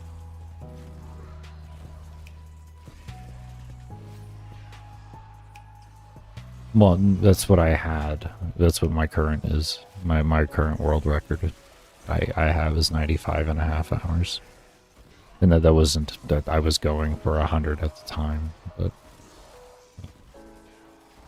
yeah, the game like shit the bed all over me, and I had like 3 FPS trying to fight a level 12,000 Malice.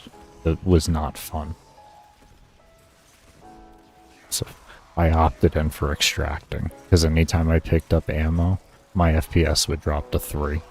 I just would pick up ammo. That's all I had to do was pick up ammo.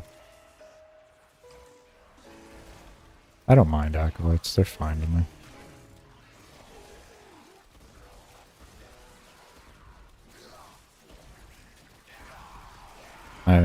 They're the only mob in the game that I have found difficulty in since the old scaling days.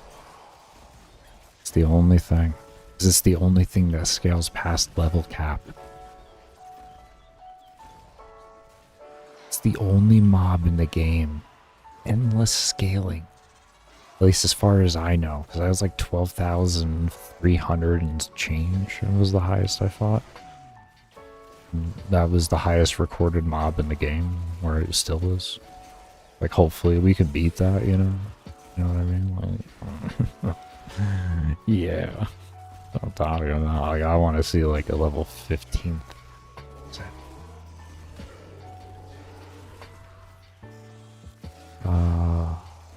But yeah, they were taking... This was before armor cap had happened. I want to say they were about 2.5 to 3 minutes to kill an acolyte. Just take a moment and just imagine what that feels like. Just take a moment and just envision a 2-minute acolyte fight where they hit for like millions.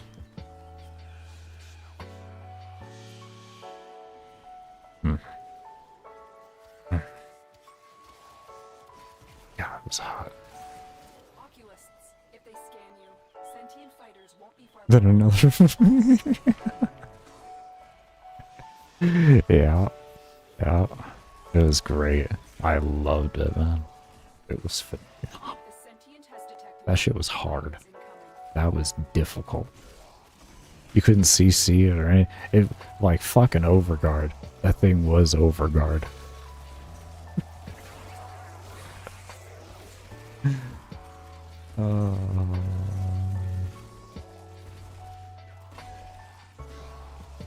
Oh, that's Malice.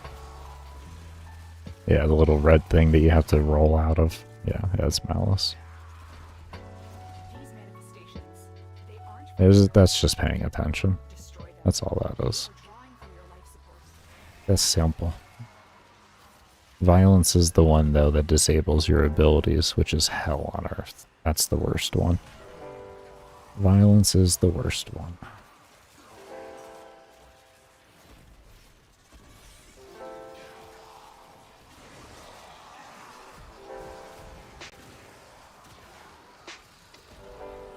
Yeah, exactly. Yeah, a lot of... You lose a lot. I build to be able to kill the acolytes with no abilities. It's pretty much how I always build. Because I just have to account for... I have to account for a high level violence when I'm doing my 12-hour runs and everything. Because I would do 12-hour runs back with my build videos because acolytes would get level 1500. And at level 1500, at least back then, was a... It wasn't exactly how they felt at level cap, or at 9,000, I guess you could say. But it was, they were still harder than level cap mobs, so it had a nice degree of testing for me. That's what I used to heavily test against. It was more than getting to level cap with a mob, you know, in a mission. It was seeing like acolytes at high level.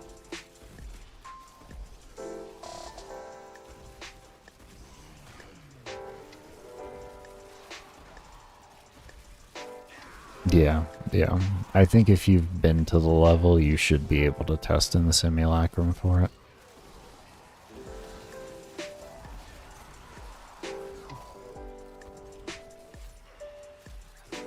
Yeah.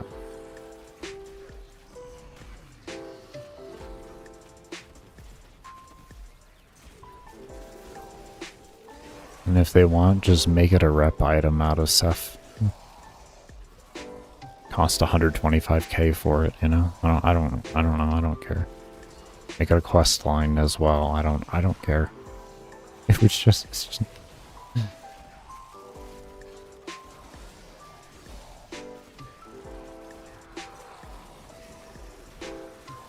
like make it part of the storyline. Cephalon gets absolutely crazy with testing and wants you to start doing like level cap mobs in the simulacrum and all that shit.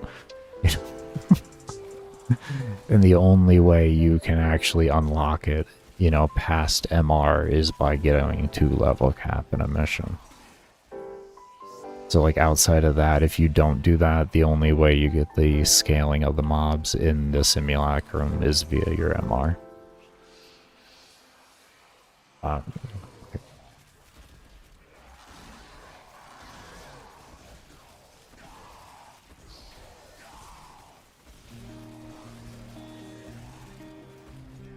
just saying, like, if they wanted to make sense in any regard to the story instead of just coming out of the blue with it, you know what I mean?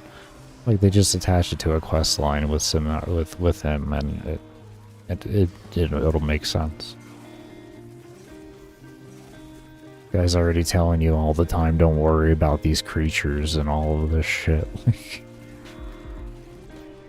What's to say he's not gonna want you to start doing that? Yeah, exactly. Exactly on that.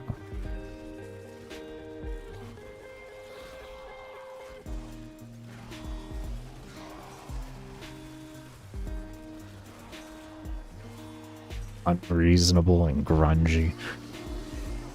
Unreasonable and grungy. As a cook, yeah, exactly. Exactly. They've already gone with it. They've already started the direction. The train has already taken off. It left the station a long time ago. It's like that with a lot of the game, to be fair. The train has already left the station for a lot of things, and they just kind of gotta stop being so controlling and understand that they literally, the train has already left the station. And that's just it. Or you know, like, E600 health pools, here we come. Like, I don't know what to say. Like, just as long as it's not fucking damage attrition. Like, that's kind of the reality. If you want mechanics to occur, let us keep our damage. Just give it fucking... I don't know, like, do like how most games do. Give it multiple health bars, even. Destroy them. The sentient has detected you. Fighters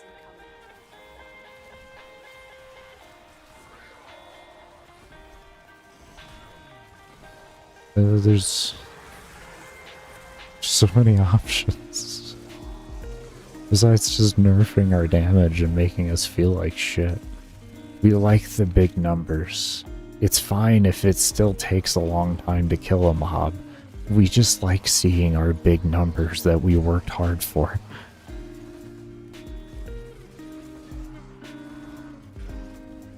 And it adds an initial shock value for the player. They hit something for fucking damage cap and it doesn't.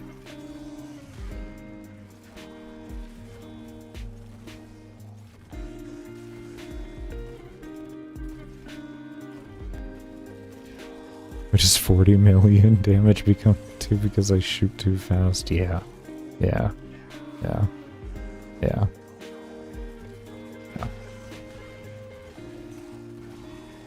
It's a damage thing that forces you to just mod for convenience over modding for damage.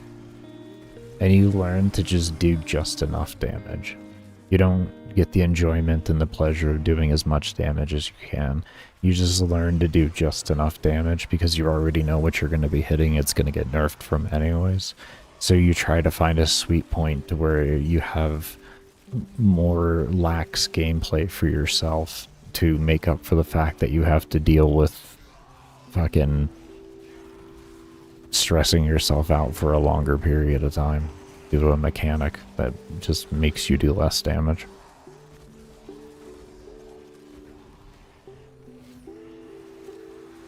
Yeah, no, I know.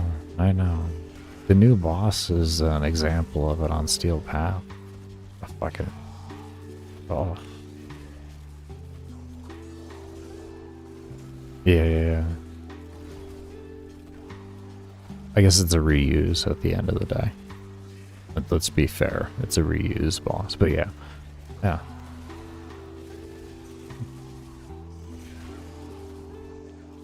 Like, I understand you want mechanics to occur to a regard and all that, but, like, there's other ways to do that to make sense.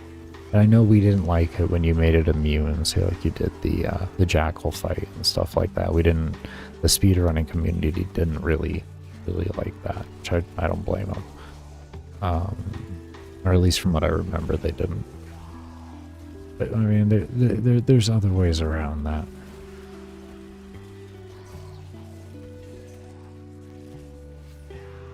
You hate Jackal? No, I don't think it's an issue. He's fine. How's that an issue? Just go under his feet in melee. It's literally all I ever do. He's so bugged. How's he bugging? I've never had him bugged before.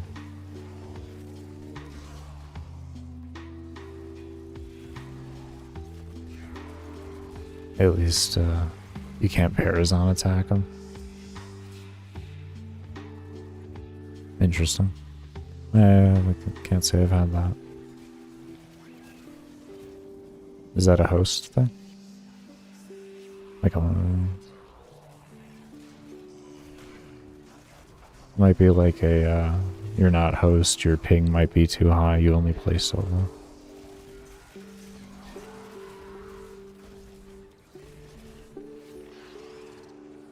What FPS do you play at?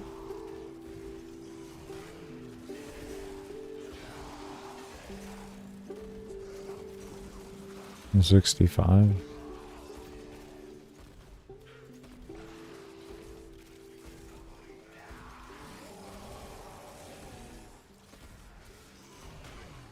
Try 120.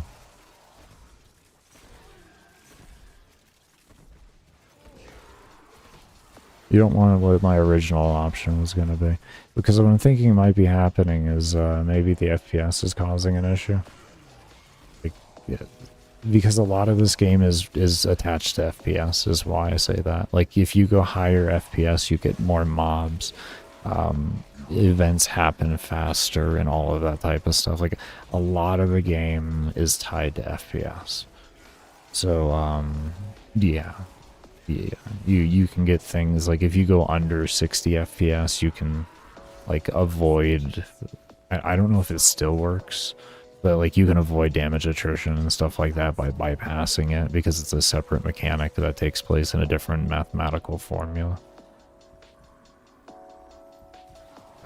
Yeah.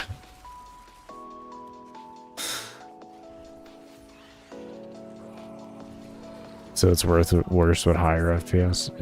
It's worse in some ways better. It really kind of depends on what the hell you're doing. Sometimes it's better, sometimes it's worse. Yeah, it's insanely like when I do my long runs, I do 60 FPS, but if I do my casual runs, I'll run at 120. They have more mobs, but I'll only run at 60 for long runs for stability reasons. And I'll generally just like all day, unless like I'm doing like a short like, you know, endurance run or something like that. I'll generally just always keep it at 60. The game, unfortunately, is like it's coded around 60 FPS, so you can go above it with, you know, if you want, but there'll probably be some issues you run into.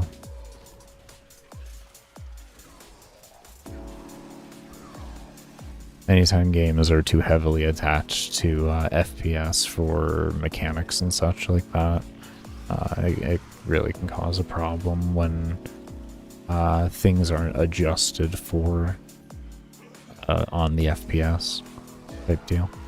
So like meaning the occurrence of things stays the same no matter the FPS.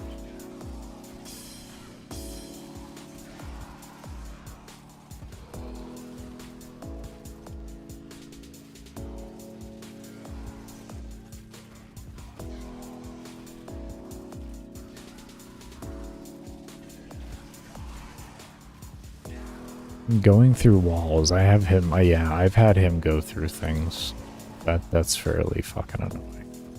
But as for like ever not being able to attack him because the icon didn't show up, I've never really had that.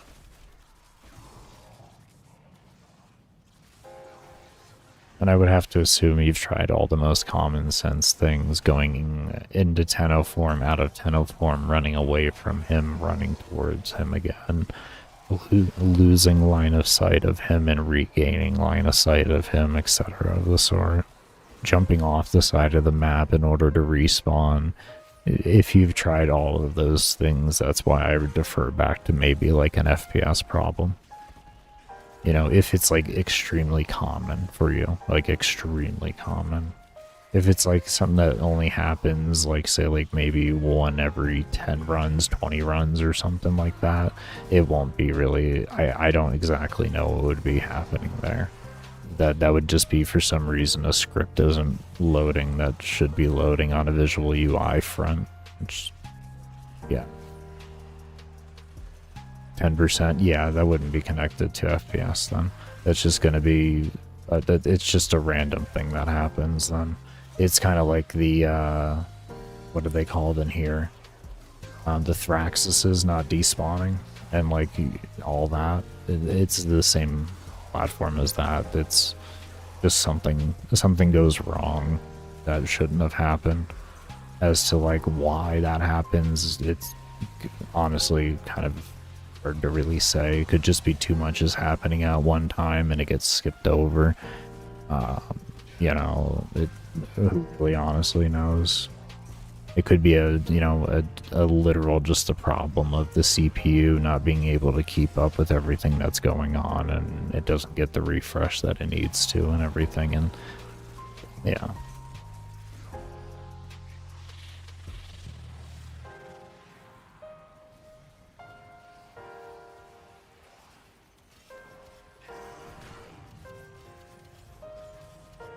They're cute and you can't be mad at them. I don't get mad at them. I get very disappointed in them.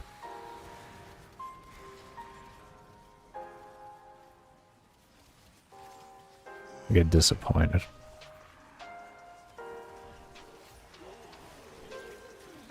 That's fair. You can get behind that, yeah. Alright, let me loot these guys real quick. I'm gonna take a quick break.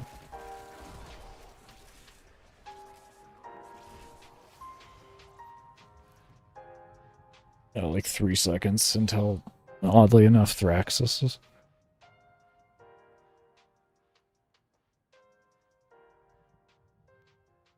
Yeah, I hate any of those bugs that make it so you can't do anything for a moment in time. Oh boy, it's frustrating. Or just the intentional soft locks that they do put in the mechanics in the game. So disruptive. Alright, I'll be right back there, everybody. Well, I disagree with that. There is definitely a point at which it is. But yeah, yeah, in general, I would agree.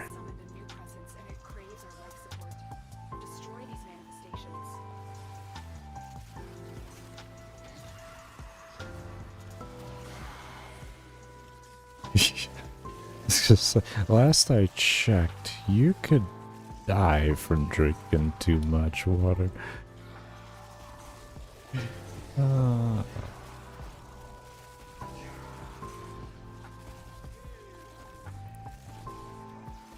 yeah, yeah.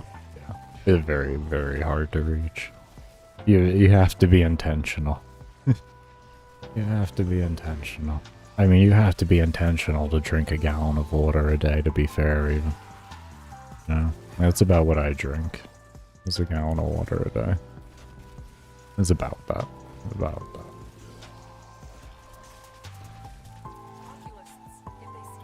that. I'll have at least 3/4 a gallon.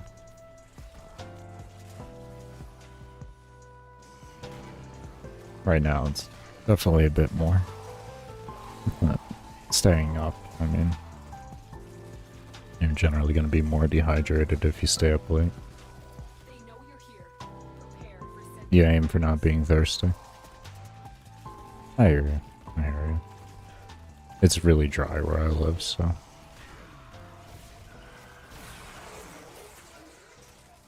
Climate-wise, yeah. Yeah. If it was a more of a humid climate, I would definitely opt in for less consumption.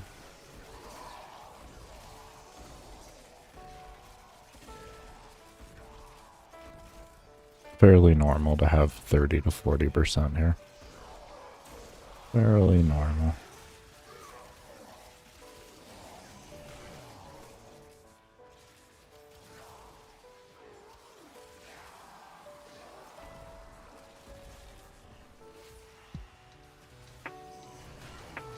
and we get lows of like 12% or so.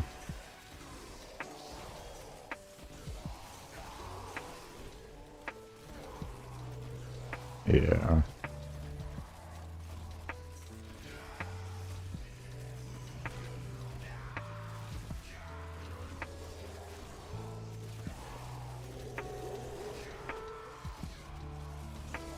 Almost 2 hours and almost 2% done. Almost 2% done.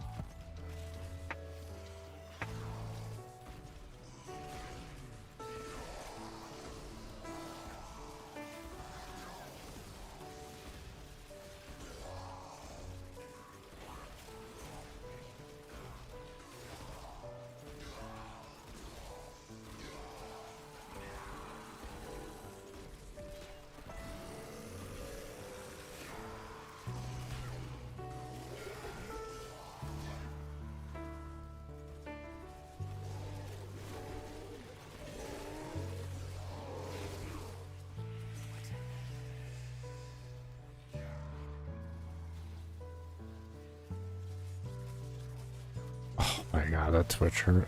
Wow. Just, oh, god. Yeah, I gotta take a break after this. Hold up. You know what? Oh. Purple tunnel. Yes, my wrist really hurts. Oh. That was a straight hole in one. Great first try. God, that's... Alright. Ah. Okay. Good times. Smile and wave, boys. Smile and wave. Smile and wave.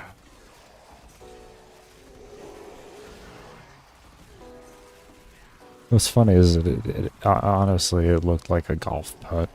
It looked like I was swinging a golf ball, like a golf,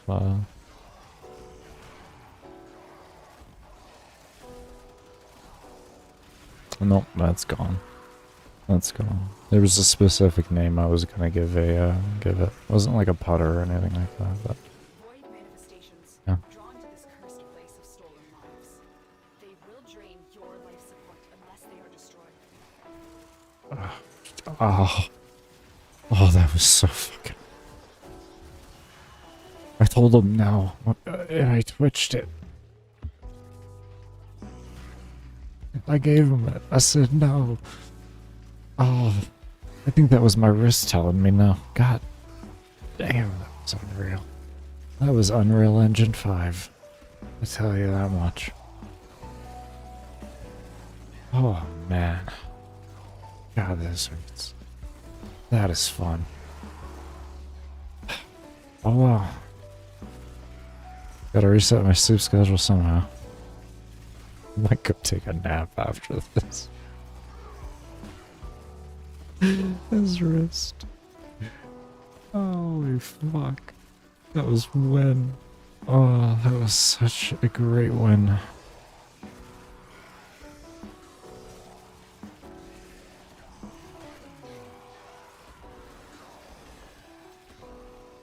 I have carpal tunnel. I've played a lot of video games over the past 25 years I've been a gamer. And I've also been shot and stabbed in my arm. So, yeah. Yeah, that was like... how long ago now? How old am I? 34?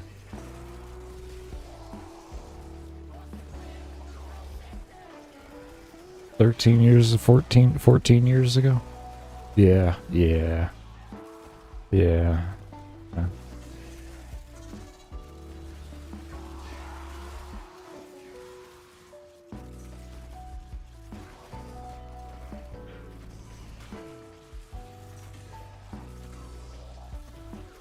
The sentient is onto you. Look out for troopers. Doesn't sound like fun, decision. Ah.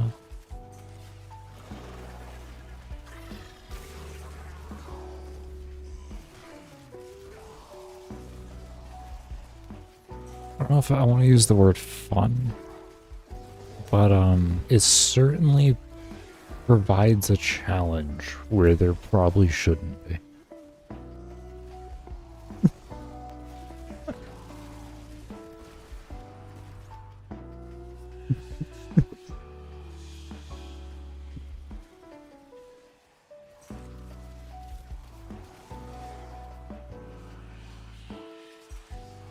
Living on level cap. Pretty much. Pretty much how I feel sometimes. No, honestly, what I feel like is I feel like I have the sometimes I feel like I just have the accuracy of like a level 20 Lancer. You know what I mean? Like a heavy gunner, like a level 12 heavy gunner. Like that's just kind of how I feel like my accuracy is sometimes. You think you just witnessed it? I bet. Yeah. Yeah.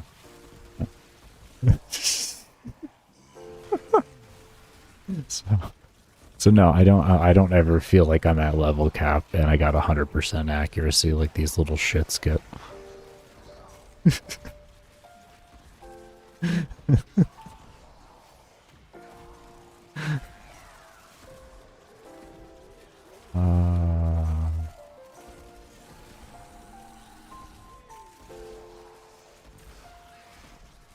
Yeah, yeah. If you're wondering why, like, why does Baker use like AoE weapons and all of that, is because Baker can't aim to save his life.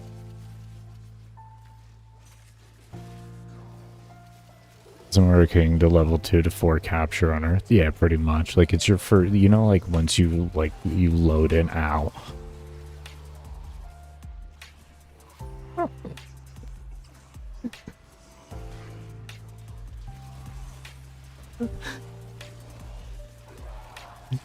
Yeah, you know, like when you first load in, you know, and you select the first of the 3 warframes, you know, like in those guys in the beginning. Yeah, that's like my accuracy, or those guys in the beginning. I am those NPCs. That's why DE mistaked me for a bot, was because I'm so shit at the game that they thought I was literally just like one of those bots from the beginning of the game. Like that was just the. Safe in the dark age that followed the fall. It kept Yeah, that was the reality of that. these manifestations. They aren't from the neural sentry. Destroy them. They are drawing from your life support. Excalibur, regret my choice. I did Vault for my very first account. And then every account after that I did Mag. So.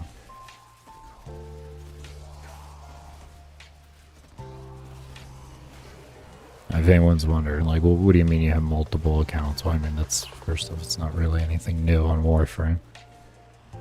But I deleted my first account out of protest to the suspensions when I first started getting them.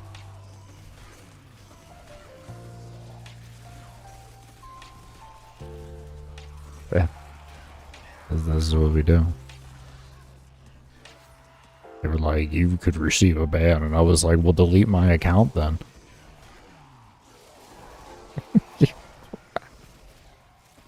I quit. I'm gonna delete it. You can't delete my account if I tell you to delete it first.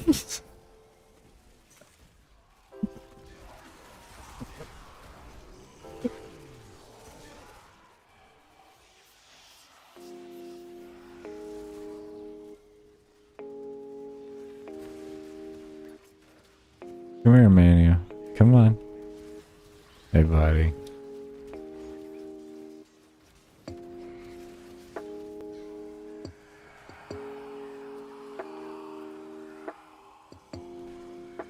You're fired. No, I quit. No, it was more like, if you keep up this performance, you could be fired. Oh, really? Okay, I quit then. Wait, what? Yeah, I mean, the performance isn't stopping anytime soon, so figure I might as well just get out of the way.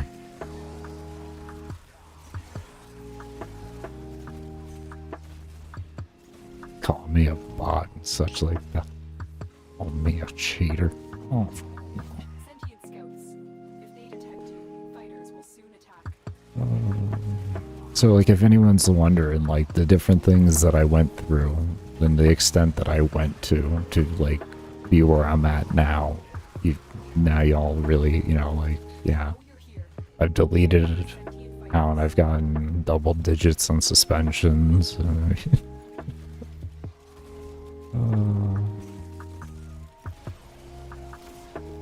So...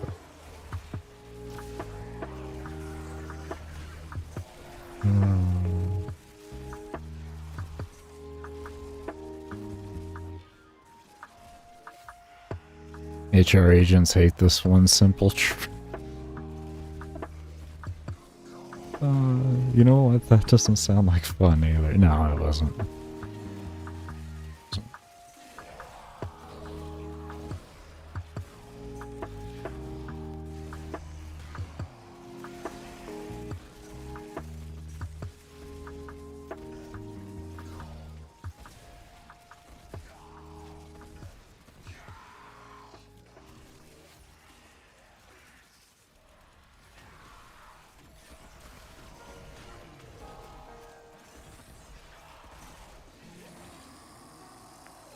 Oh. Well, that's a rubber band. Oh. Okay, that's a little bit better.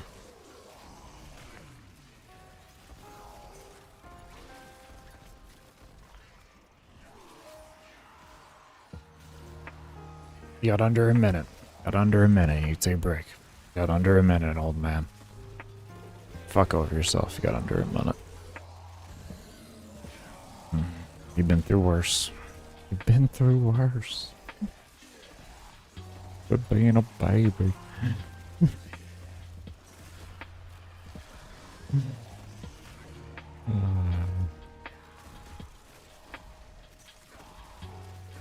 To chill out on the premise, though. Yeah, I agree.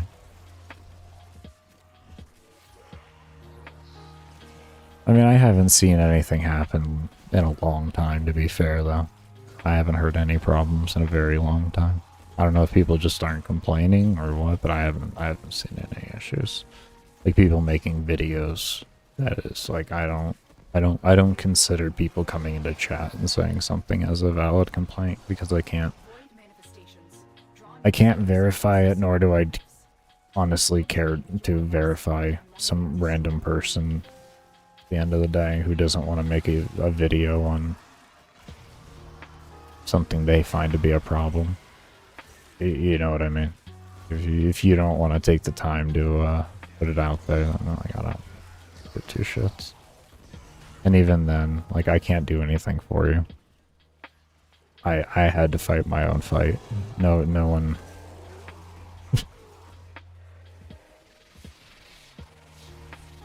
I can't say no one came to my defense. I definitely had a protest going on.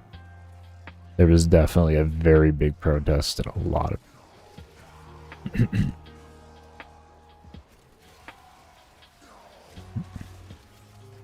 But, if you want to put in the work that I put into in the community, yeah, you can go ahead and earn that place.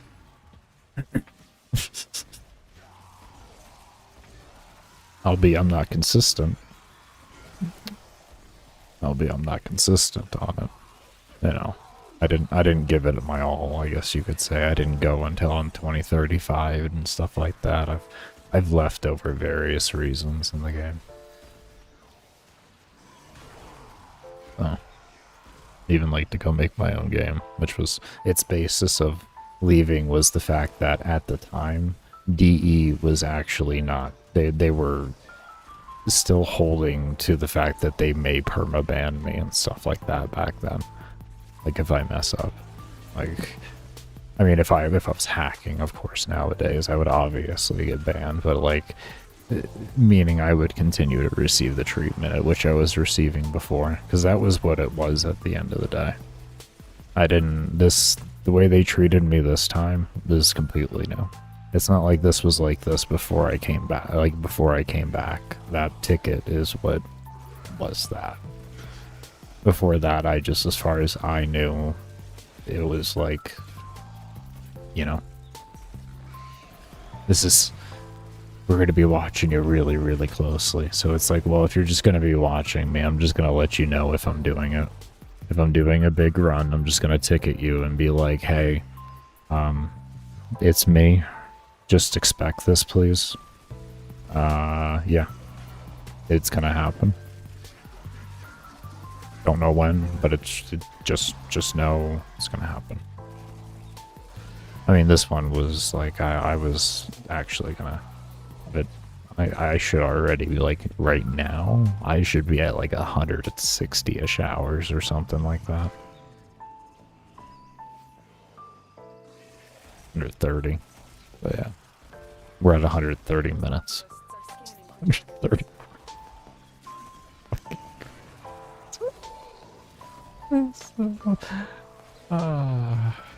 Fucking hell. Same number, same thing. It's close enough, right? What is it? It's just a 0. 0. I don't know.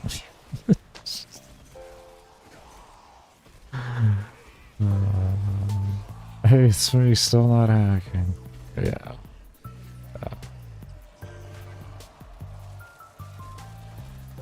It's more like, hey, it's me. Yeah, I'm not hacking, but what you're gonna probably have appear in your system is me. Yeah.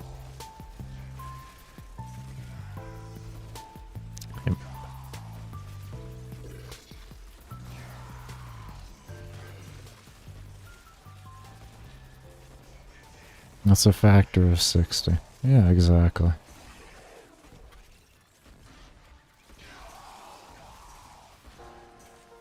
Alright. Oh, hold on. Let me get these guys out. I need to go. Oh, Jesus.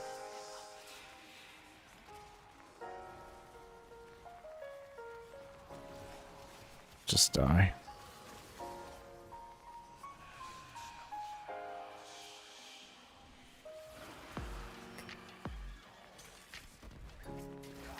There. Alright, let me just get a quick little 4 out here. And that, and then that. Okay. Alright, yeah, I'm gonna go do something with this wrist. Some ice on it or something. Be right back. No promises.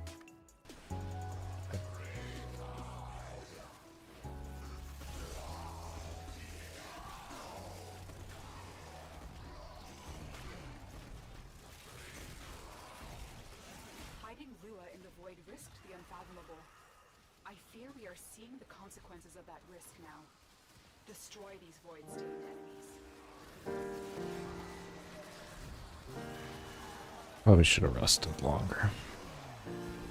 We'll just take them out. I'll just take more frequent breaks right now for the same duration.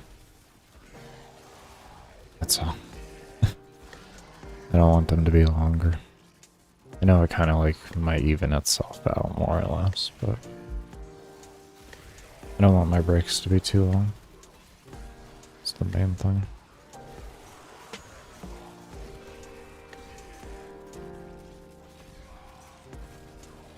Nope. I take the breaks I need. I will agree to that.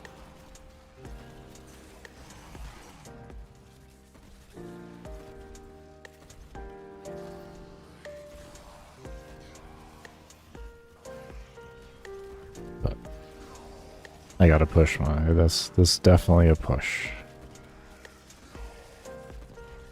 This is definitely a push. There isn't a lot of time left at the end of the day. Yeah, yeah.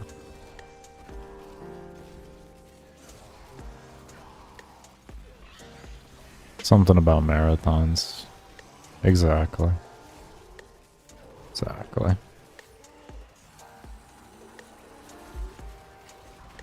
I'm not being irresponsible at the end of the day. You know?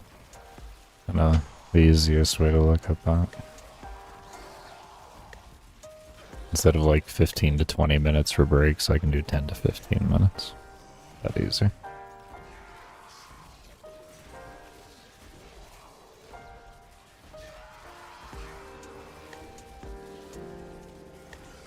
It back a little bit more, but at the same time keeps it fairly reasonable. It takes about a third of it off. So still allows for good pace. This is one of the most important things. I'm not trying to go over like a 50% break to play period type deal. I'm trying to ideally keep it more at a third. So essentially 30 minutes of break every hour and a half of play is preferred, but you know, we'll accept an hour for an hour of breaks for an hour of gameplay. Yeah. And then the splits just occur more frequently than just taking like one long break. I just take multiple, you know, I just take frequent smaller breaks. I found with me, at least, it's working better. I used to just take longer breaks, just that would be it, but you know, sometimes those don't work anymore. I'm noticing this is far more consistent too, unlike just historically, comparatively. This has been far more consistent at keeping the pace that I want. Very happy that I've at least found some type of pace that doesn't involve making y'all wait 45 minutes for me to take a break. 30 minutes for me to take a break and then finally be back. Very ecstatic about that, and that's something I've been trying for since I've had to deal with my seizures and all that, so yeah.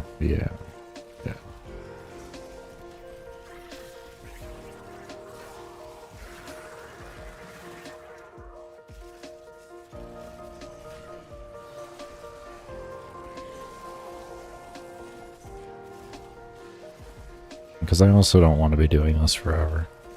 Even if, you know, there's other things I would rather be not so much doing, but I would rather get this done so that I can do other things and test other things like that I've been wanting to test and get in the game in general. I still haven't actually gotten everything in the game. Well, I still need a whole shit ton of things in the game, so it's like I can't wait to get back to getting stuff in the game. Yeah, hold up here. Let me get back over here.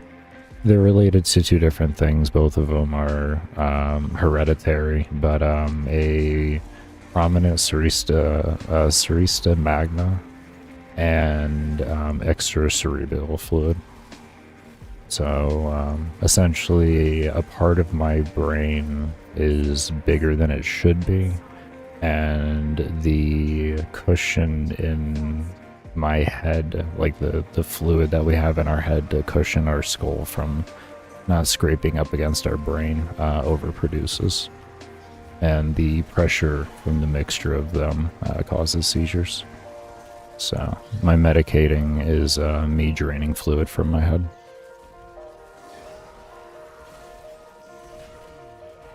Big brain syndrome, literally. Yeah. Yeah. Except I'm missing like 20% of my brain right now.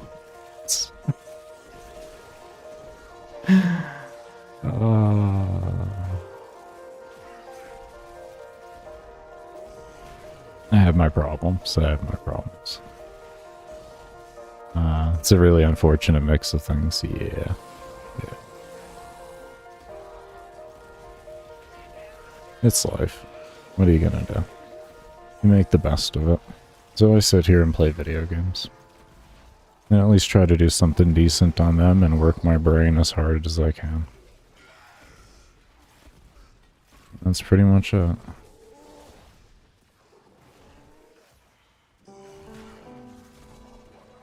Yeah. It's better than just wasting away into nothing. I mean, most people would still say that I'm a waste of life at the end of the day. Just sitting around playing video games, but that's fine with me. Yeah.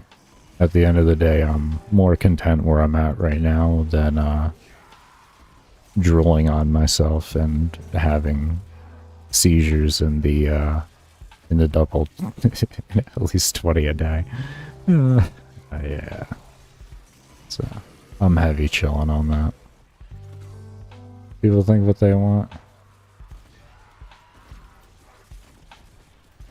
That's definitely what they do in this world, to say the least.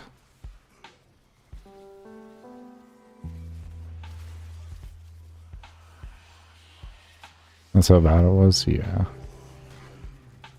Yeah. I typically would just have back-to-back seizures, so I had to recover from one and then just go right back into another until like the fluid was actually alleviated. My girl's my caretaker, so she's the biggest reason on why I'm actually in any sort of way functional. So without her being there to help me through those to stop them from being back to back, I just wouldn't be here today. So yeah.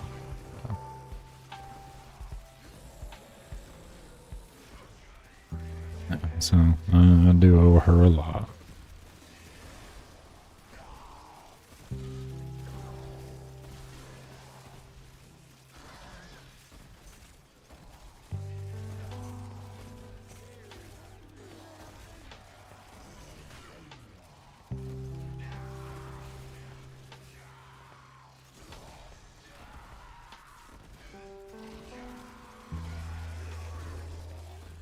But yeah, overall in a better spot. In a better spot. I was trying to figure out what level the fucking mobs were, that's why I was quiet. I kept hovering over those damn dogs. And I was just getting really confused in like my specter levels and such, and I was just like, what level are they? But yeah. I have good help. I have access to the medication I need. Not in the exact quantities I need, but in enough of a quantities to give myself functionality in life, which is the most important thing. But yeah. Overall, blessed. Blessed and can't complain at the end of the day. Could be a hell of a lot worse, because it has been a hell of a lot worse at one time. So, generally, in a overall regard, can't say I have too many complaints. I have annoyances, but that's about like, that's what my disabilities are to me nowadays. They're just annoyances. It's kind of how they view them, or I view them, I guess you could say. I know a lot of people maybe view them as grievances and such like that. I guess I partially view it as a grievance. That or I need to take a sip of water. Just been sitting here and rambling. At least you're lucid in here in person and in mind. I try my best to be. Having PTSD and bipolar, it likes to fuck with you on occasion, but you know. And then, yeah.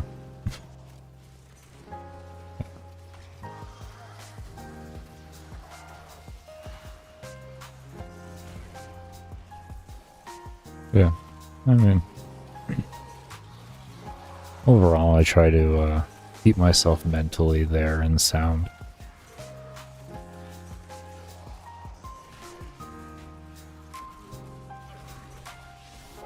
I watch a lot of seminars of intellectual individuals, I read the Bible, Read other religious pieces just in general. I'm always a very curious person when it comes to religion and all of that kind of stuff. Always been. I always find it very interesting. Different point of views and how similar they can all be at the end of the day. And the acknowledgement of other things and all of that type of stuff within everything. Just very, very, very interesting.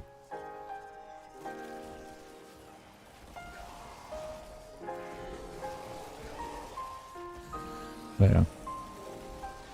You know, all that kind of stuff, I guess you could say, to keep yourself a decent amount of mental fortitude.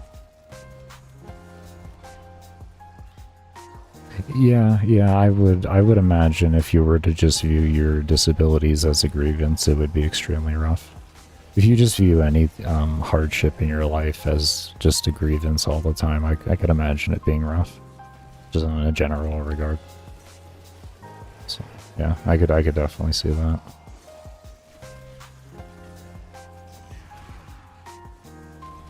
You're doing a lot more than most fully able-bodied are. Don't remind me. Makes me sad. So much potential and waste of life that happens. It really makes me sad.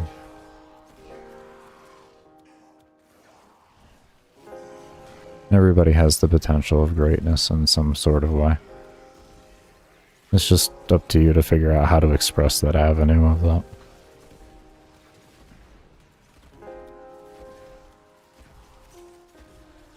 That doesn't mean like putting yourself on the internet or anything like that. It's just we all have unique things that we can do better than other people. Yeah.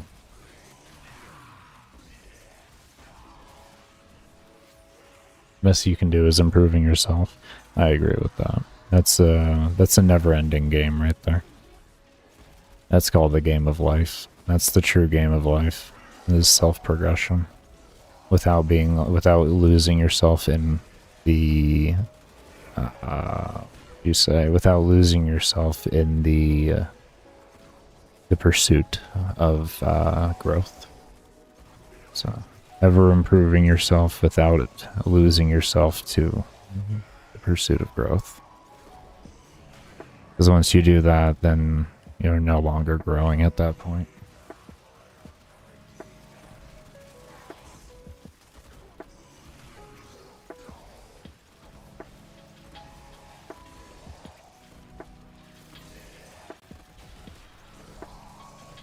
It's up to finding that passion. It's not even so much a passion, it's just something that... So sometimes the things that you're good at doing, or sometimes you hate doing them. You think every person who does a good job at their job loves doing their job? You know what I mean? It's what they're good at, it's what they're meant to do, and they get over that, and they just do what they're good at doing. Because they know it's what they're gifted to do. You're gonna have elements of it at which you enjoy, but I mean, never expect it just to be the happiest thing and the most fulfilling thing. Well, that just takes a mindset more than anything. It's not so much the activities you do, your job or anything like that, or your role at your job. It's more your mindset and your perspective of what that is that you're doing. Like, you can stock fucking shelves at a store and feel just as fulfilled as somebody designing a rocket. I speak that from personal experience as someone who has done plenty of grocery stocking. Plenty of it. Because the reality is if you stock the shelves, you make it easier to find those people that actually do things to help keep your way of life getting better, and now get on with their life faster and get back to doing the important things, and they don't have to worry about all the nonsense of your job.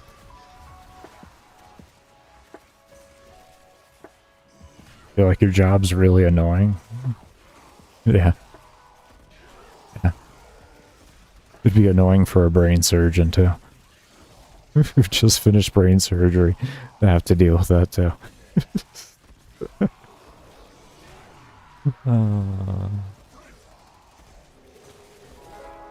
So, you give them that freedom. Same with people that work at a power company and all that. You give them that simple freedom to be able to focus on keeping your lights on. Or freedom of mind to just mindlessly walk into a place and grab something off a shelf and walk away without having to really think about it. Now, your wage is a different story. That's a different topic. That's not...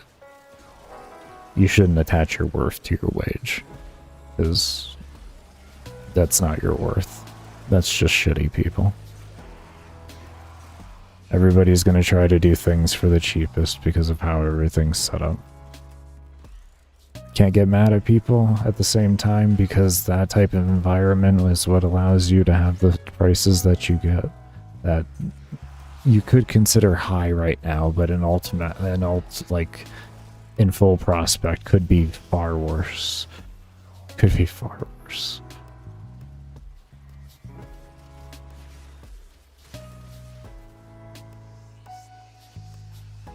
Yeah, exactly. It's sad too. It's sad that it's like that. Because it really shouldn't be. Everybody, no matter the job, should be able to hold a reasonable life. No matter the job. Because just as I was, pointing out with your importance, no matter your role in society, that should follow into that. And you should have a livable wage no matter what. No matter if you're scraping off the sidewalks and shit. Cleaning the sides of the highway off trash and everything, bagging groceries, being a cashier, being an usher at a movie theater. None of it matters. Should be able to have a livable wage.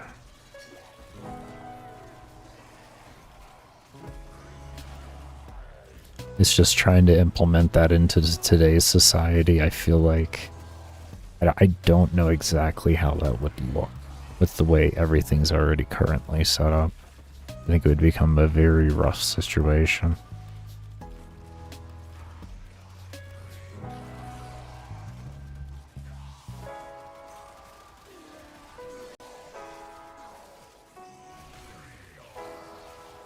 Meaning, I feel like that even if the CEOs and all that gave up those extravagant pays that they get for something more reasonable, in totality, I don't know if it would still lead to a properly diverse economic range, while still allowing prosperity for the company itself. Because otherwise the company just doesn't exist for any other reason but to essentially almost drive itself negative every month, which just isn't sustainable. So. That's why I say in today's world it's a very rough thing to try and implement because of decades and decades of a system that we're currently within. It's something that has to take place over the exact same time period type deal in order to actually be to not be devastating on everything. So, unfortunately, it's a lot of people will never see it within their generation, even if it's being worked towards.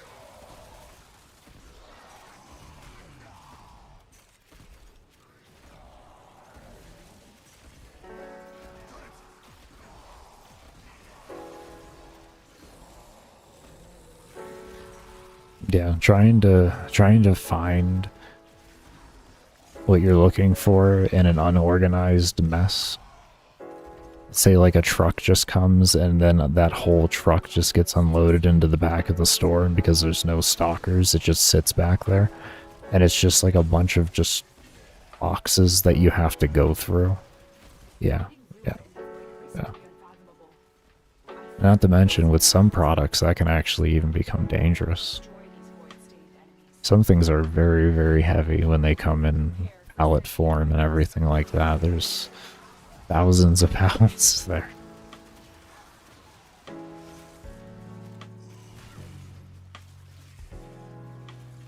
If somebody that's already dead-ass tired from doing a really long shift of a really mentally strenuous job, that's the last thing they want to have to deal with.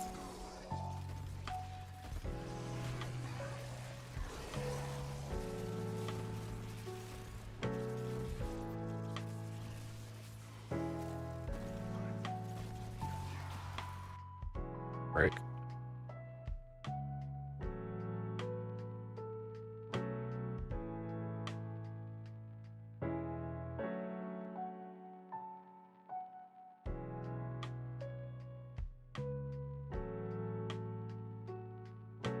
I mean, I think it's that way with most of the things in today's world, sadly enough.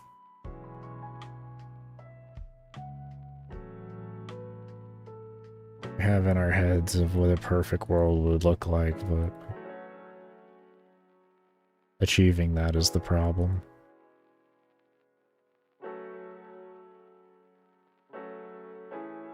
While still preserving what we have now. I mean, at the end of the day, people really don't deserve to have their pay stripped from them. If we're to be completely honest and fair. Everybody deserves to make a livable wage, but nobody deserves to have their wages stripped from them. Your worth is your worth at the end of the day.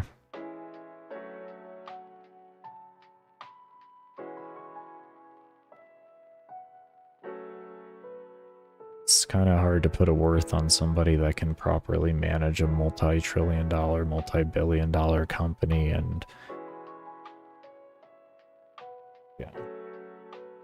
have tens of thousands, thousands of people, let's just say reasonably, thousands to hundreds of people that are reasonably employed.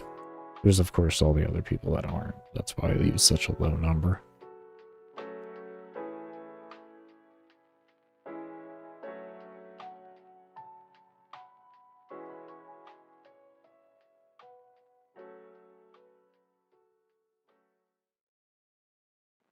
That's the hard part there, is you're essentially asking for money to appear out of nowhere because then you have to essentially increase the cost of the product. But in doing so, now you just made it harder on everybody else throughout the whole world because the whole world does the same thing, and now it's kind of just, you're at some point it cancels each other out. And that's why having it, like, the only way to do it properly is like some kind of fairy tale magically over time. No such thing as a perfect solution or anything like that, sadly enough. There's always severe consequences no matter where you look. Yeah, which just isn't a reality at the end of the day. At least I don't think it is. Not without, like, full collapse that causes chaos. That's what I mean, like, there isn't with any of the solutions, there's some type of really bad potential outcome that can happen. Yeah, not with peace, exactly. No such thing as that. But anyways, I'll be right back, everybody. Alright, everybody. Some more time done.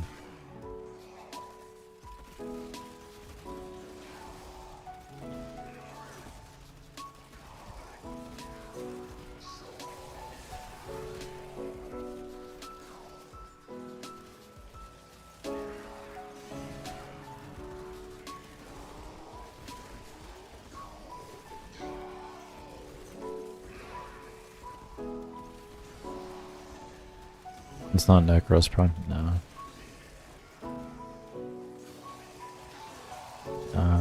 The only difference would be energy pool. I don't know what big of a difference it makes. Not 100%.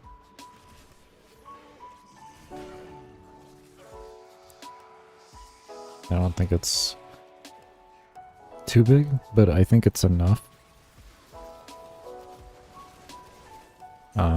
I think it's enough for you to be able to reasonably, like, far away past. I guess you can do that no matter what there. So yeah, I don't know. I think it would depend, like, you would probably want Prime if you were going to take Nourish off and replace it with something that had a higher energy cost. Yeah, that would probably be about it. Yeah. 325, yeah, that would be the only real reason. Because it's like 150 for... Is it really 325?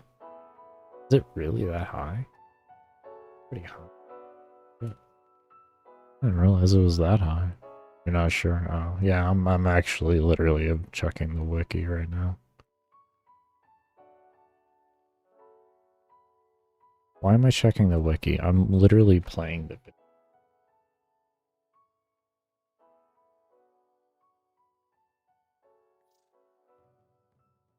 Does it say here? No? Okay, I guess I do have to check the... That's...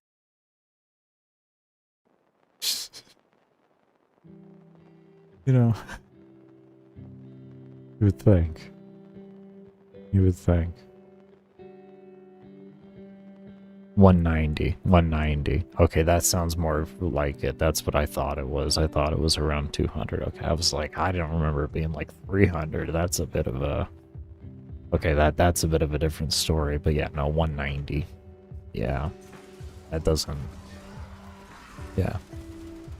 That's what I mean. Like, so if you're going to use, say, Roar 75 energy, and then you have your 4, so you can, like, 4 Roar, that's 175 energy, so having the 190 puts you into that sweet spot to be able to do that and not have to mod for any extra energy. That becomes that exception. Then that would be a min-maxing circumstance, because it's Nekros. At the end of the day, it's a loot frame. You're gonna have fucking orbs everywhere anyways. So, like, you're really getting stingy at that point and picky. Yeah. And as usual, the non-prime frames are actually typically slightly better than the prime frames, due to the fact that you have less shield. So you have less of a energy requirement for maxing shield gating out again.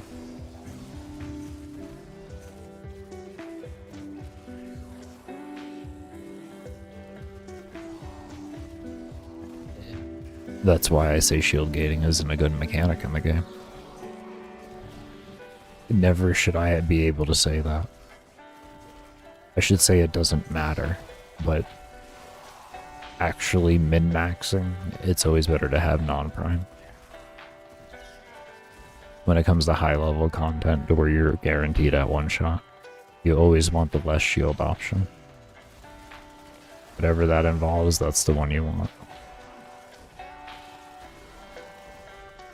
It's kind of a sad game design. There is the whole fact of, like, of course, if you build correctly, you can get a lot of energy back within a single cast. So you can have a higher shield counts, but it doesn't matter at some point anyways.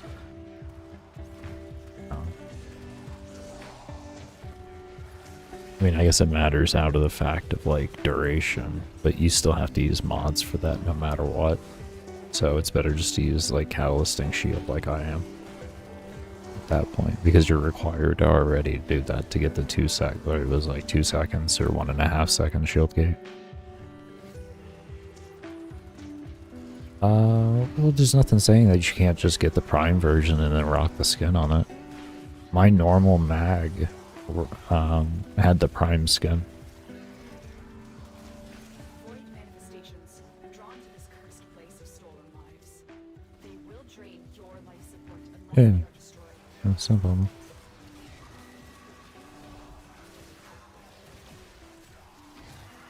I get you there, though. Sentient scouts. I'm not much of a fashion friend person, but I totally get you on that when it comes to it. Fashion is fashion at the end of the day. Yeah. Easy. Easy peasy.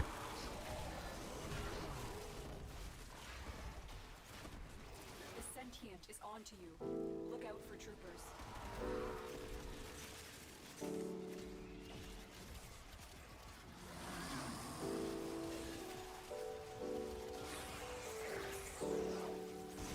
Very much a hobby player. I love looking at my frames.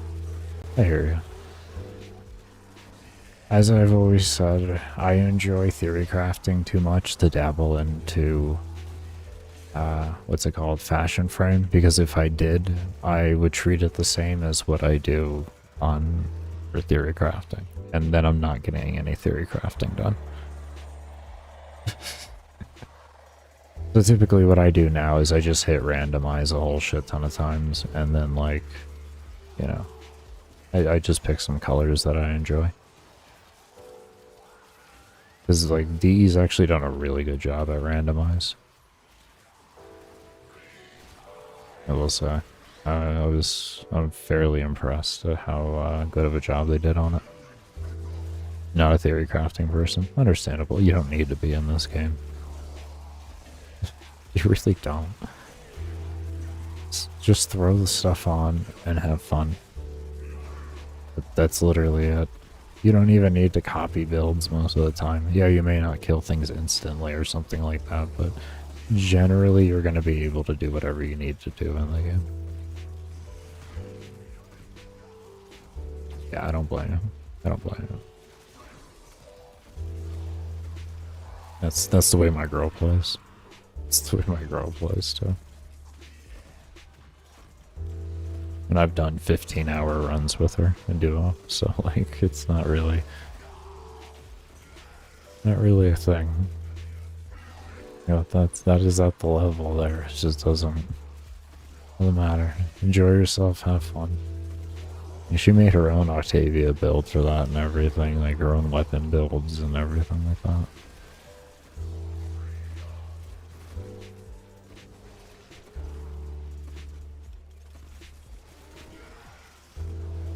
She takes my builds whenever she wants, but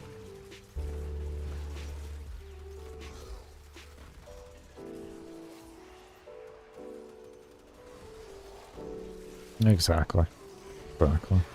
It works for you, so what does it matter? Like, I don't even do everything to meta at the end of the day. I'm running around with a Kuva Brahma. In what world do we think I'm doing anything meta? I think we all know that. Is it doing good damage and everything? Does my Brahma kill at level cap? Yes, it does. But is this really like the best it gets? It's not even close. Not even close. We all know there's weapons out there that'll blow this weapon away in actual damage. I use this kit because it's comfortable for me. It doesn't destroy my hands 24/7. I have random problems, mainly when it comes to me just trying to be stupid and aim. I use the weapons I use so I don't have to aim. You know, here I am trying to aim.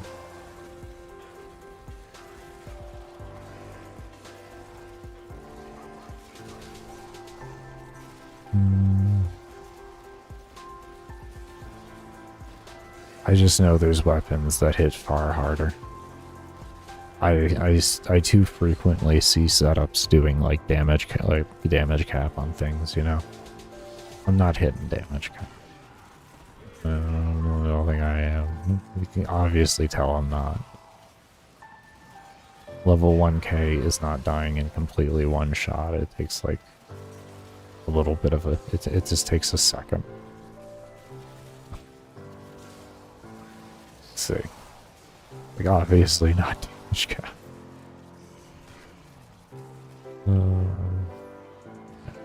I just do to what's comfy. Time to rethink the whole build, I know, right? I know, right?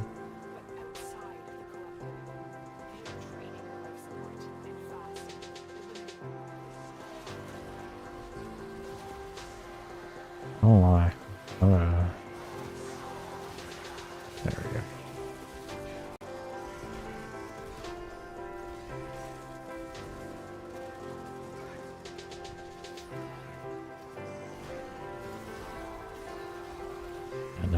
I build around comfort more than I do around damage. It's about comfort and utility is how I build.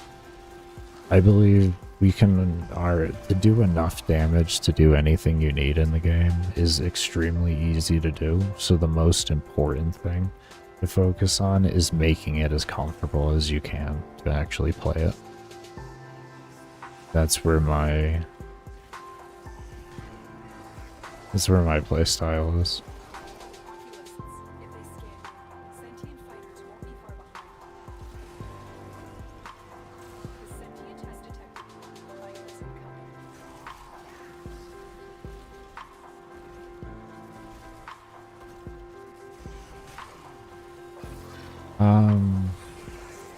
At least for me, I can usually survive like 3 ticks of the heat. Once we hit like 4 to 6 or something like that, it will just one-shot me. But yeah, I can survive a fair amount of stacks.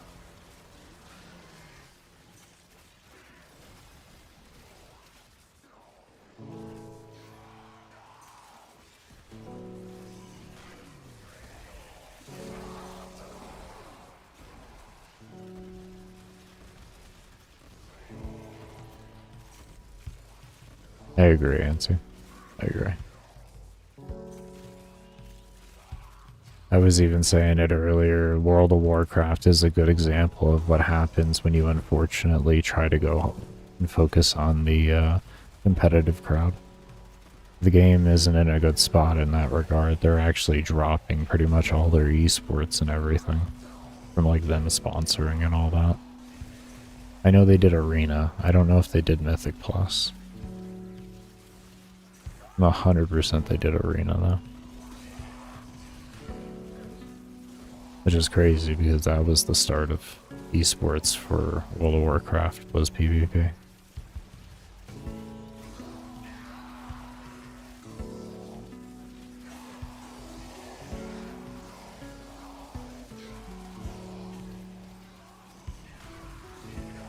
Super overwhelming to even watch. That's one of my big problems with WoW nowadays. Is that it's like, it's too visually overwhelming. It's my biggest chief complaint is that Warframe's getting there for me again because it's already happened to me before in the game. But yeah. Oh, you mean complexity of like abilities and everything? I meant visuals.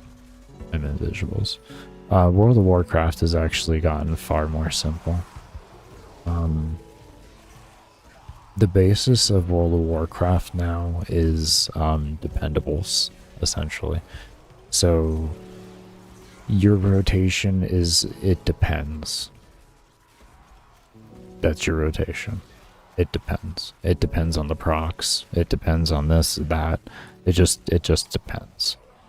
And once you understand the depends, it's just extremely simple and mindless.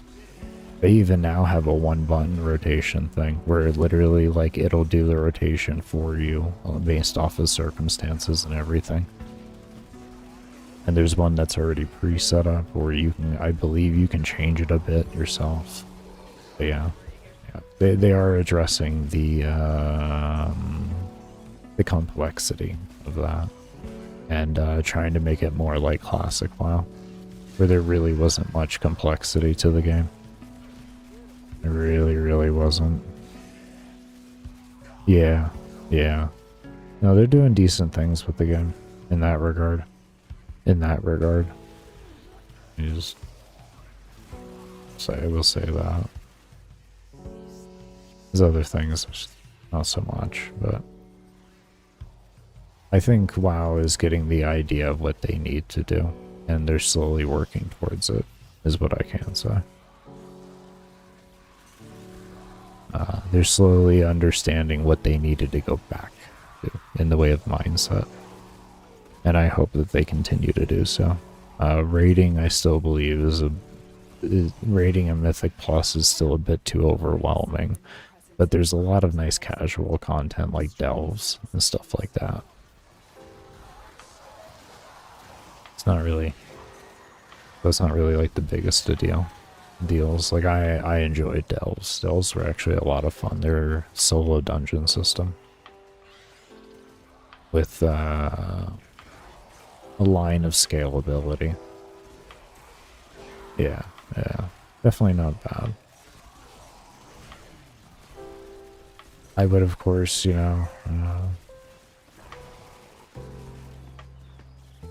say if you have disposable income, it's always worth a shot, you know, to see if you enjoy things, but I would look over videos and such like that on YouTube before getting really invested into that degree of making purchases or anything. I wouldn't watch live streams.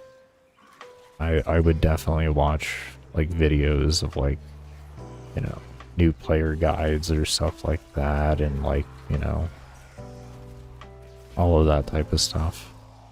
Problems with the expansion, good things about the expansion, yada yada. Because World of Warcraft is very much a, you're on the current patch and you play the current patch more than anything. Which is unfortunate, I think. I think it should be the expansion, you play the current expansion, but the game has been for years now more based off the patch than the expansion. Which can be a huge turnoff for people that like Warframe, especially, to be honest. It would be more keen to if you like things like Path of Exile, Seasons, and such like that, and Diablo Seasons. As that's more what the game feels like. It doesn't feel like Warframe does, where most of your kit can pretty much always feel relevant if you want it to. You just gotta put effort into it. May not be the best, but you can bring relevance into anything. And then Wisp 4 exists. I mean, it's a ghetto primer, right? That's the OG ghetto primer right there.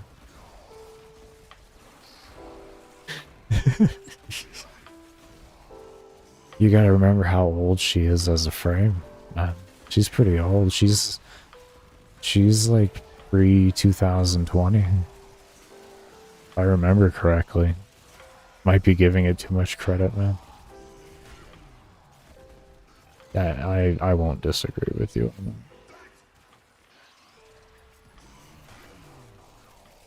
Volt's kit is mostly irrelevant. I agree. I agree. It wasn't like that always, though, to be fair with you. That got created into existence.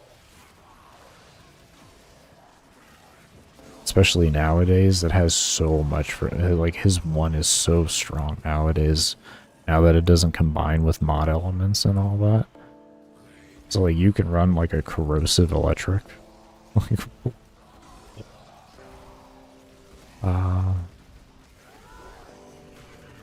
You don't even have to mod electric on like a melee weapon and run influence. Fucking crazy. You don't know about Old Vault? Yeah, he used to not have near as much relevance, especially pre-shield gating days. The only thing he was good for was everyday, was like very niche situations outside of being good for speedrunning everyday play. And I mean very niche.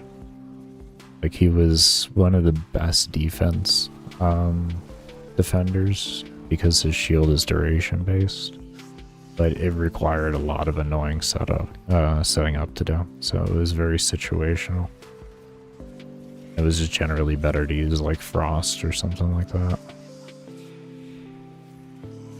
just because Frost is a has immunity for like the first 4 seconds. But no one liked playing Frost back then because your entire existence was you hit 3 every 4 seconds. And it was terrible. I know this personally. As I said, if we only looked at endurance, Frost, Rhino, and Octavia would all be essentially tied.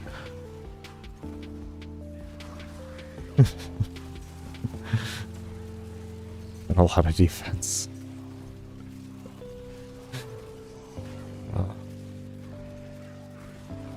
A lot of defense. It was Limbo and Frost. And I did a lot of excavation. Oh boy. Oh boy, the excavation.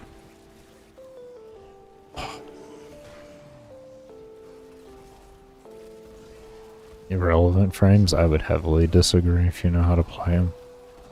Nowadays, with all the augments he has, he's far from irrelevant. He used to be only good for like niche things and everything, but well, you need to go retake a look at him with all those augments, man. Crazy strong frame. Crazy strong. Yeah, he's very strong, very fun.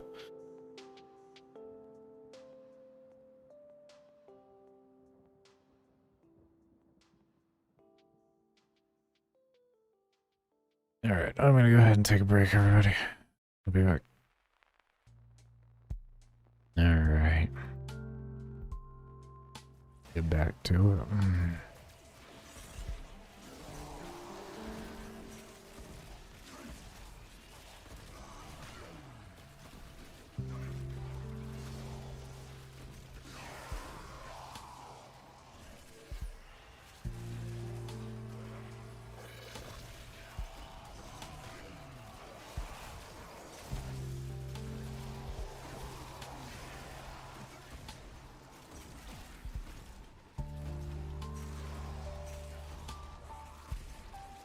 Sentient scouts.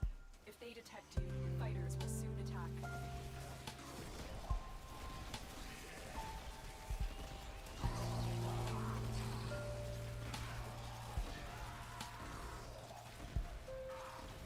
The sentient is onto you. Look out for troopers.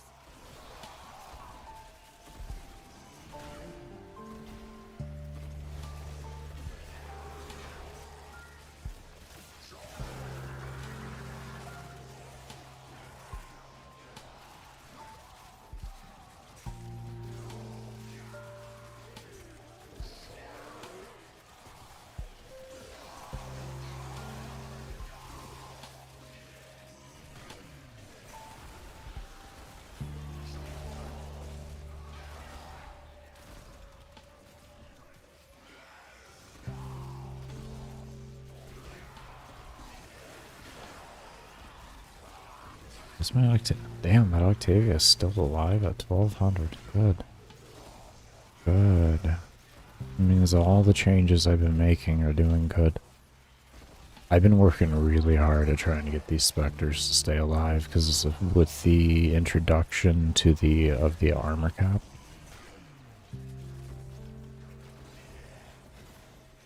With the introduction of the armor cap, they're a lot squishier than they used to be. So I've been really trying hard to figure out everything. No.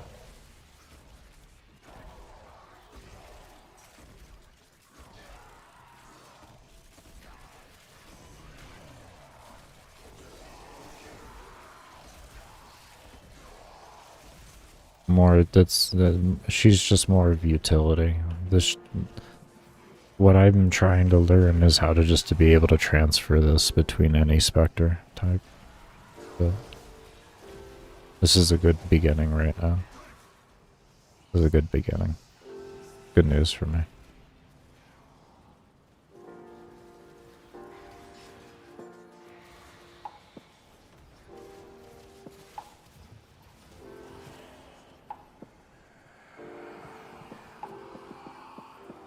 So it's just for the amp then? No. No, it's more than just the amp.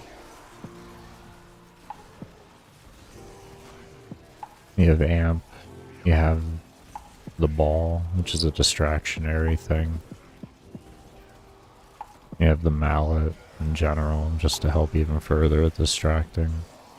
You get multi-shot. Through her 3, you can get extra melee damage as well through it, so yeah. Get an immense amount of just minor buffs. Yeah, just a good support. Manifestations. They aren't from a neural sentry. Destroy them. Not the best option, not the worst option, just the option I chose to go with. Based off of my needs for this particular run. Because they were a little bit more unique. Running with Nekros.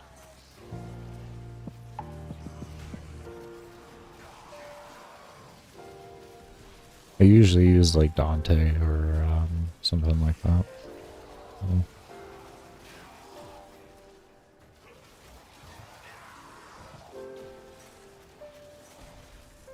I haven't used Octavia in a very, very long time.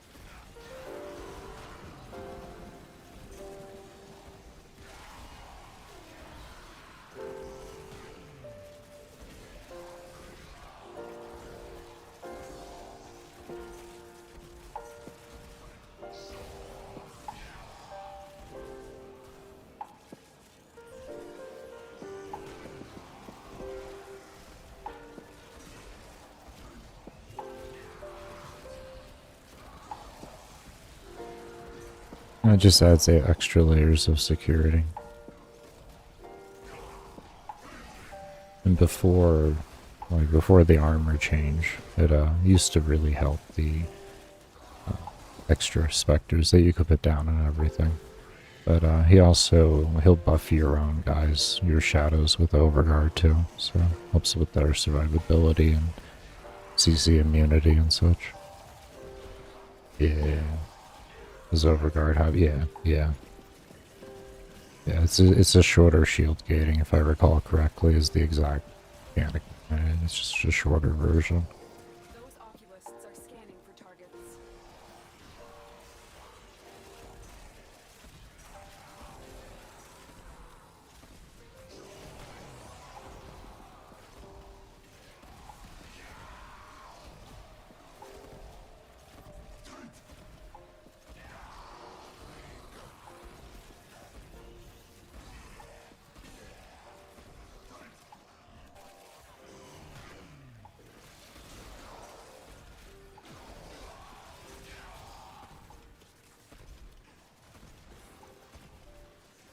The sentient has detected you.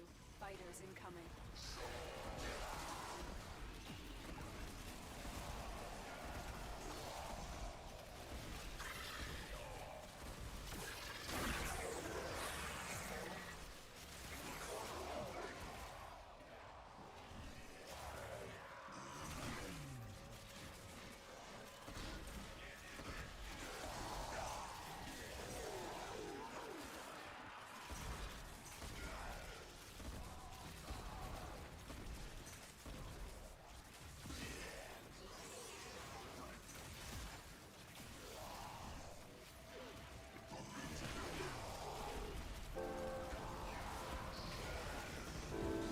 Stacks like crazy because everything's just dying.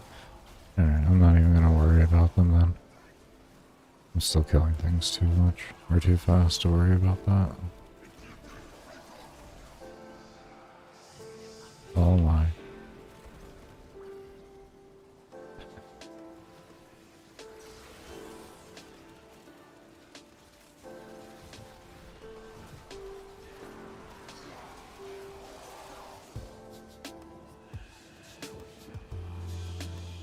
I just prayed that I was gonna stay alive. All I really could do there. It was not kind of, that was definitely a sloppy kill.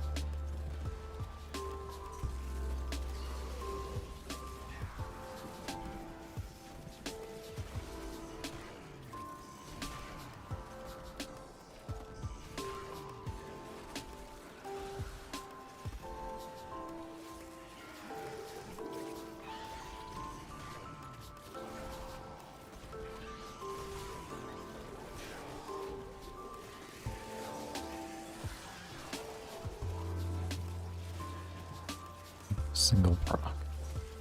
There you are. Okay. Reload there.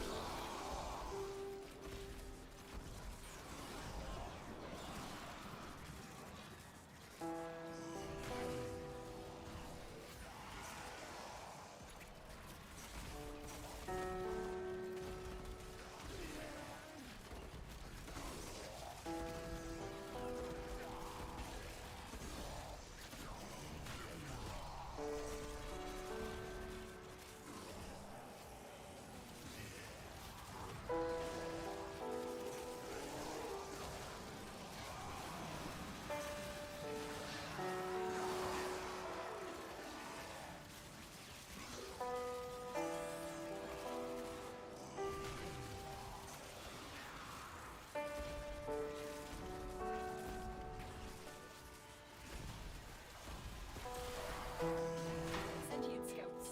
If they detect you, fighters will soon attack.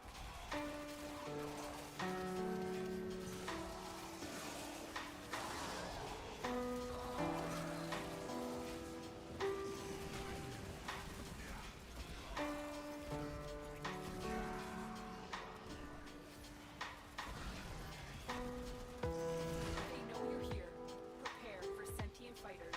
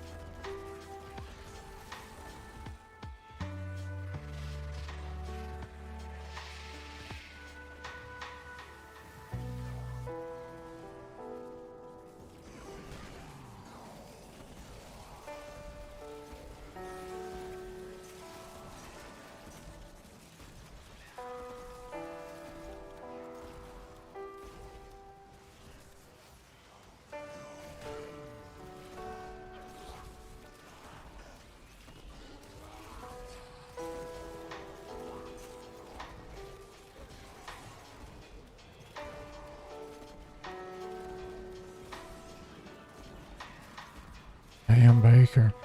You've been talking this whole time? You just got quiet? What happened? What happened, Baker? Like risked the unfathomable. I feel AutoZone. the consequences of that risk now. Destroy these void-stained enemies. AutoZone.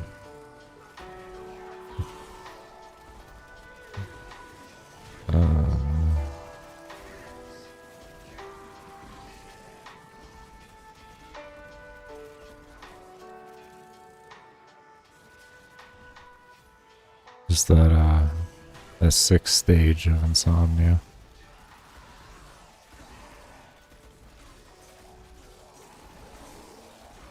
The focused silence. I have some of the most focused situational awareness I've ever had. But you just don't want to talk.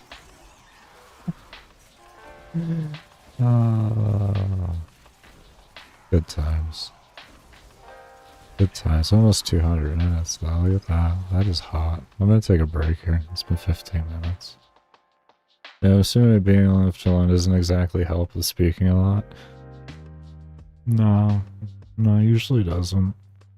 It's weird. It's like if you exhaust yourself in one you know facet, it spreads. It's almost like I'm a human.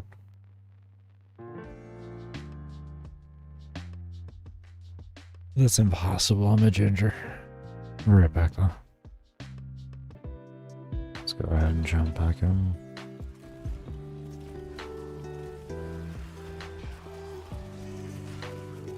I think we might go until slow scaling hits. And then I'm gonna go take a nap. Actually, not even a nap. I may just take a full sleep. And it'll screw up my sleep schedule. But I'm just gonna come back for a really long, hard, crazy stream instead. And then this way, I exhaust myself actually fully playing the game, not all the staying up that I did beforehand and everything. We're in a good position right now. We have a comfortable spot. We got a good run going. The slow scaling, by the way, is when it starts to do 14 levels every minute. It happens at around 3,900. So... yeah.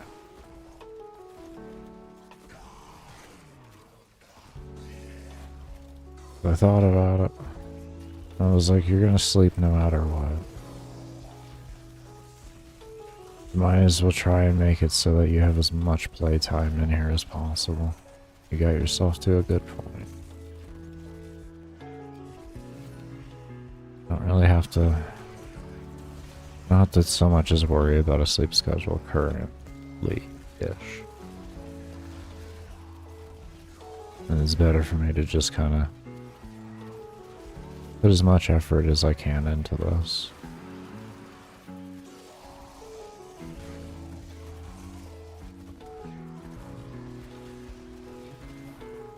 I feel like that might be a sensible choice. I'm really not sure.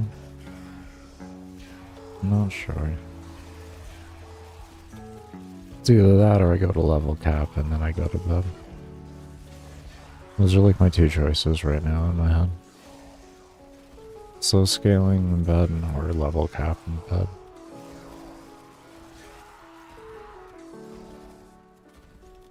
It's around 8.5 hours for level cap. And here this is only in like 10 minutes or so. 10-15 minutes and then we're done.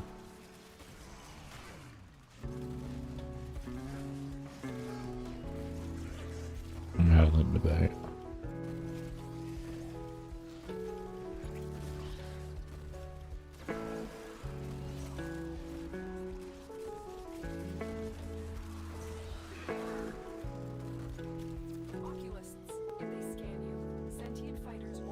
Big part of my brain's like, you stayed up for 36 hours. While just playing Warframe pretty much the whole time. You really could get a whole shit ton of hours done. Because I know I'm only going to have a limited amount of 24 plus hour days.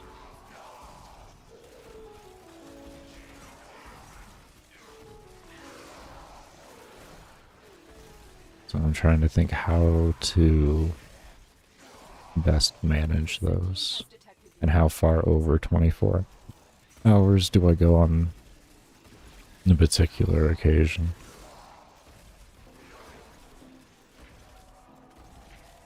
I could try to lay down. Like, I feel kind of... The reason why is because, like, while I was on break, I was like, well, I feel like I could go to bed finally.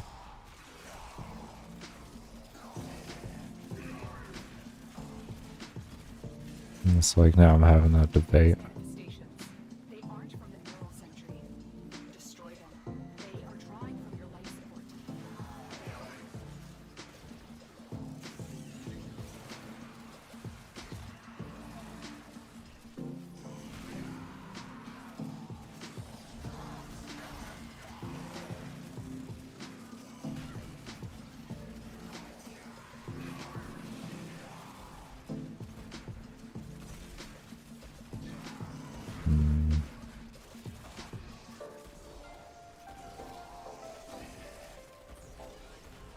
I guess we'll just see when the time comes.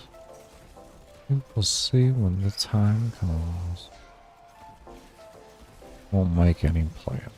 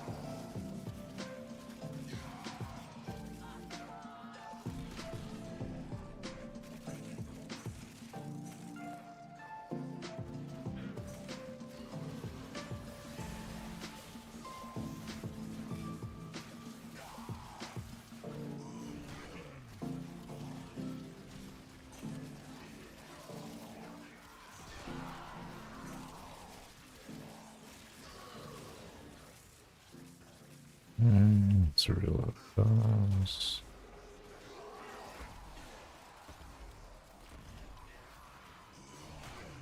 Darga down.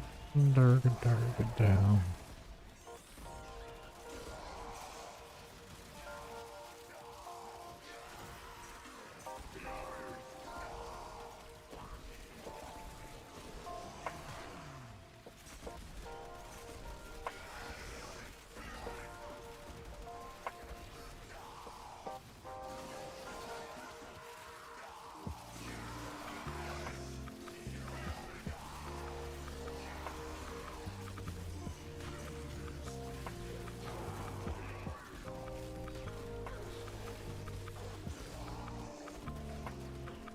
And the Octavia diet.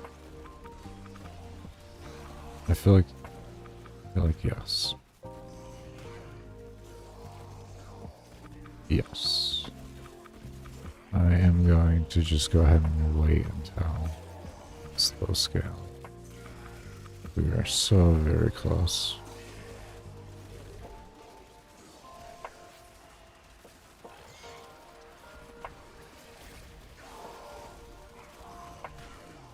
Too higher soon.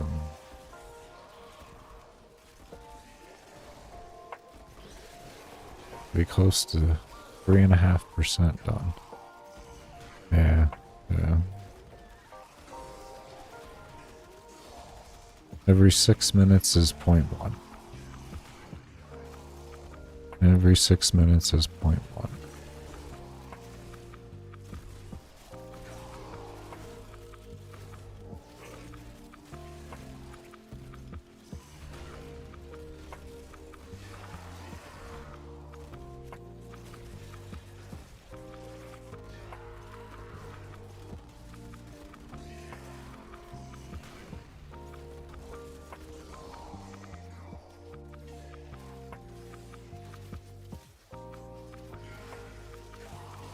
Pretty good way to get that activated.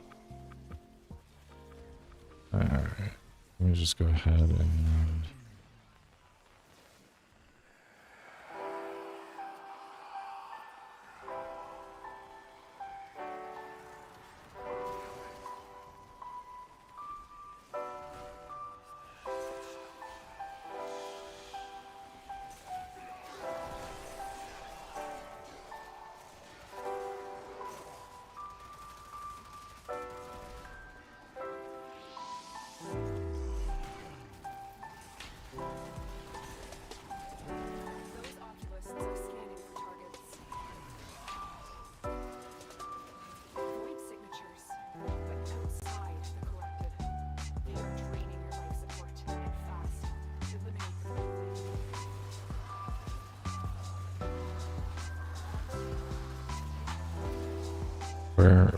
Where are you?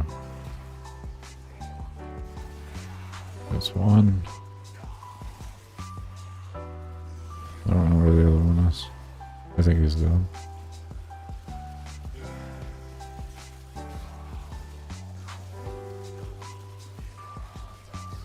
so.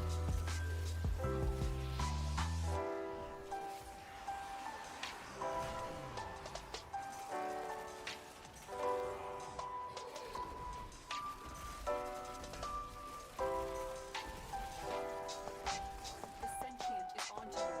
Look out for troopers.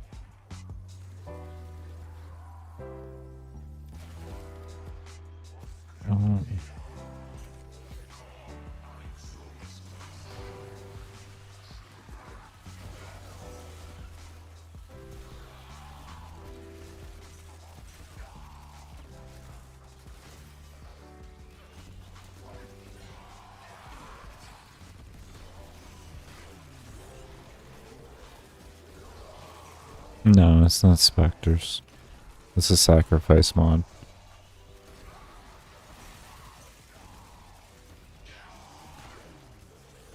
It's a sentinel mod. Yeah.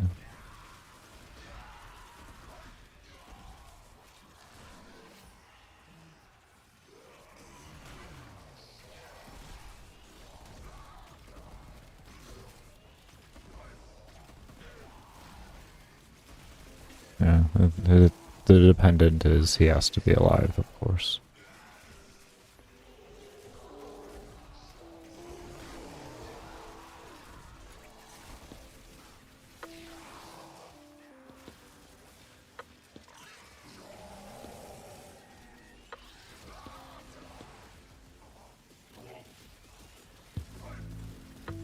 There we go. Slow scaling.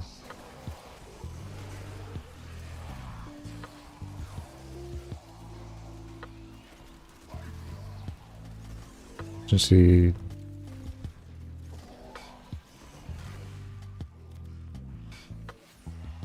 I have no clue. To be honest with you. I mean, if you go down, it should knock you out of your 4, so then in theory you should be okay.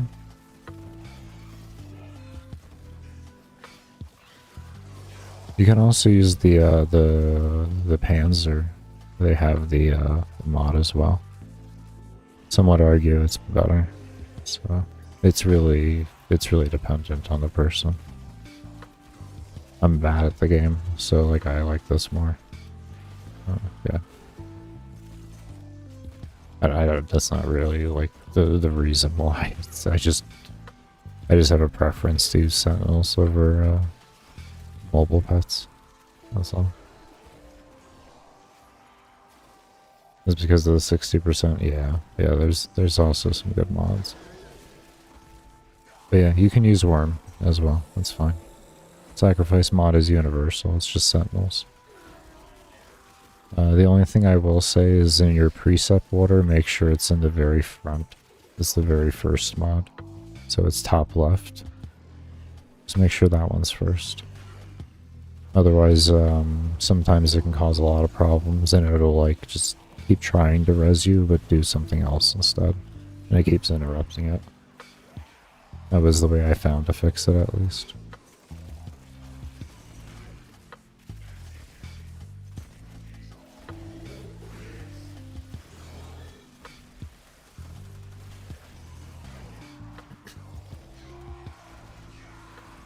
These manifestations must not be allowed a foothold on Lua.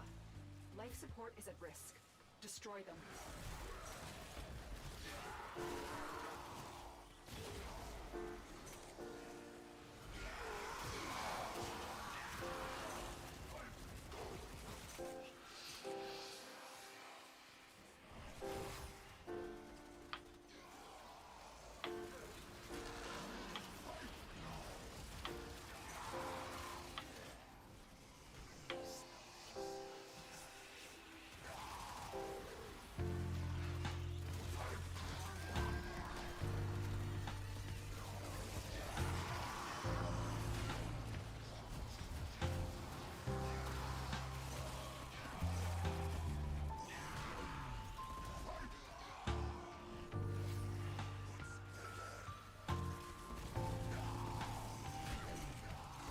That would be my chief complaint of the Sentinels. I don't know if Kavats work the same, but that's my chief complaint of Sentinels, is the fact that you have to have the correct order of mods when it comes to like attack and their abilities and such.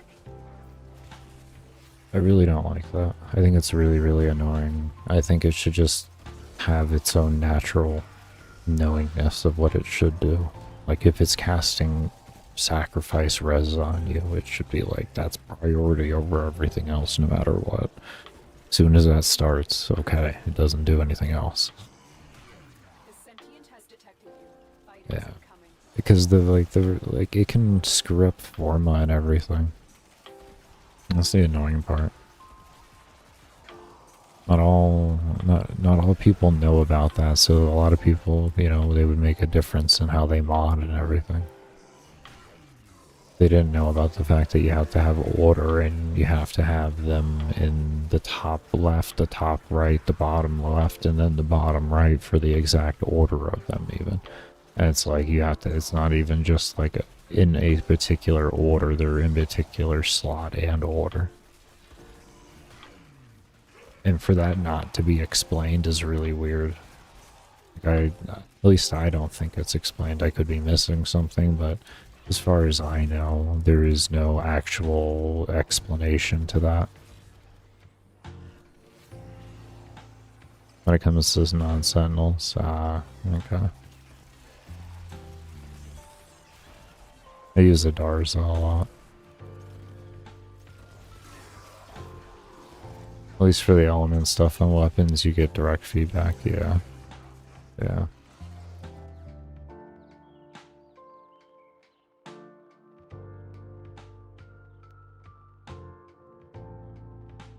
Alright, everybody. I am gonna go ahead and pass out for right now, and then we'll get back into this when I wake up. I'm really hard streaming. This way I can use my hours correctly on what I have left. Use them wisely. Well, this will hopefully be wise. I'm not 100%, but we'll find out. Yeah. I do hope you all take care and stay safe, and like I said before, definitely be sure to give the stream a thumbs up if you haven't already, and I'll see you all in the next one.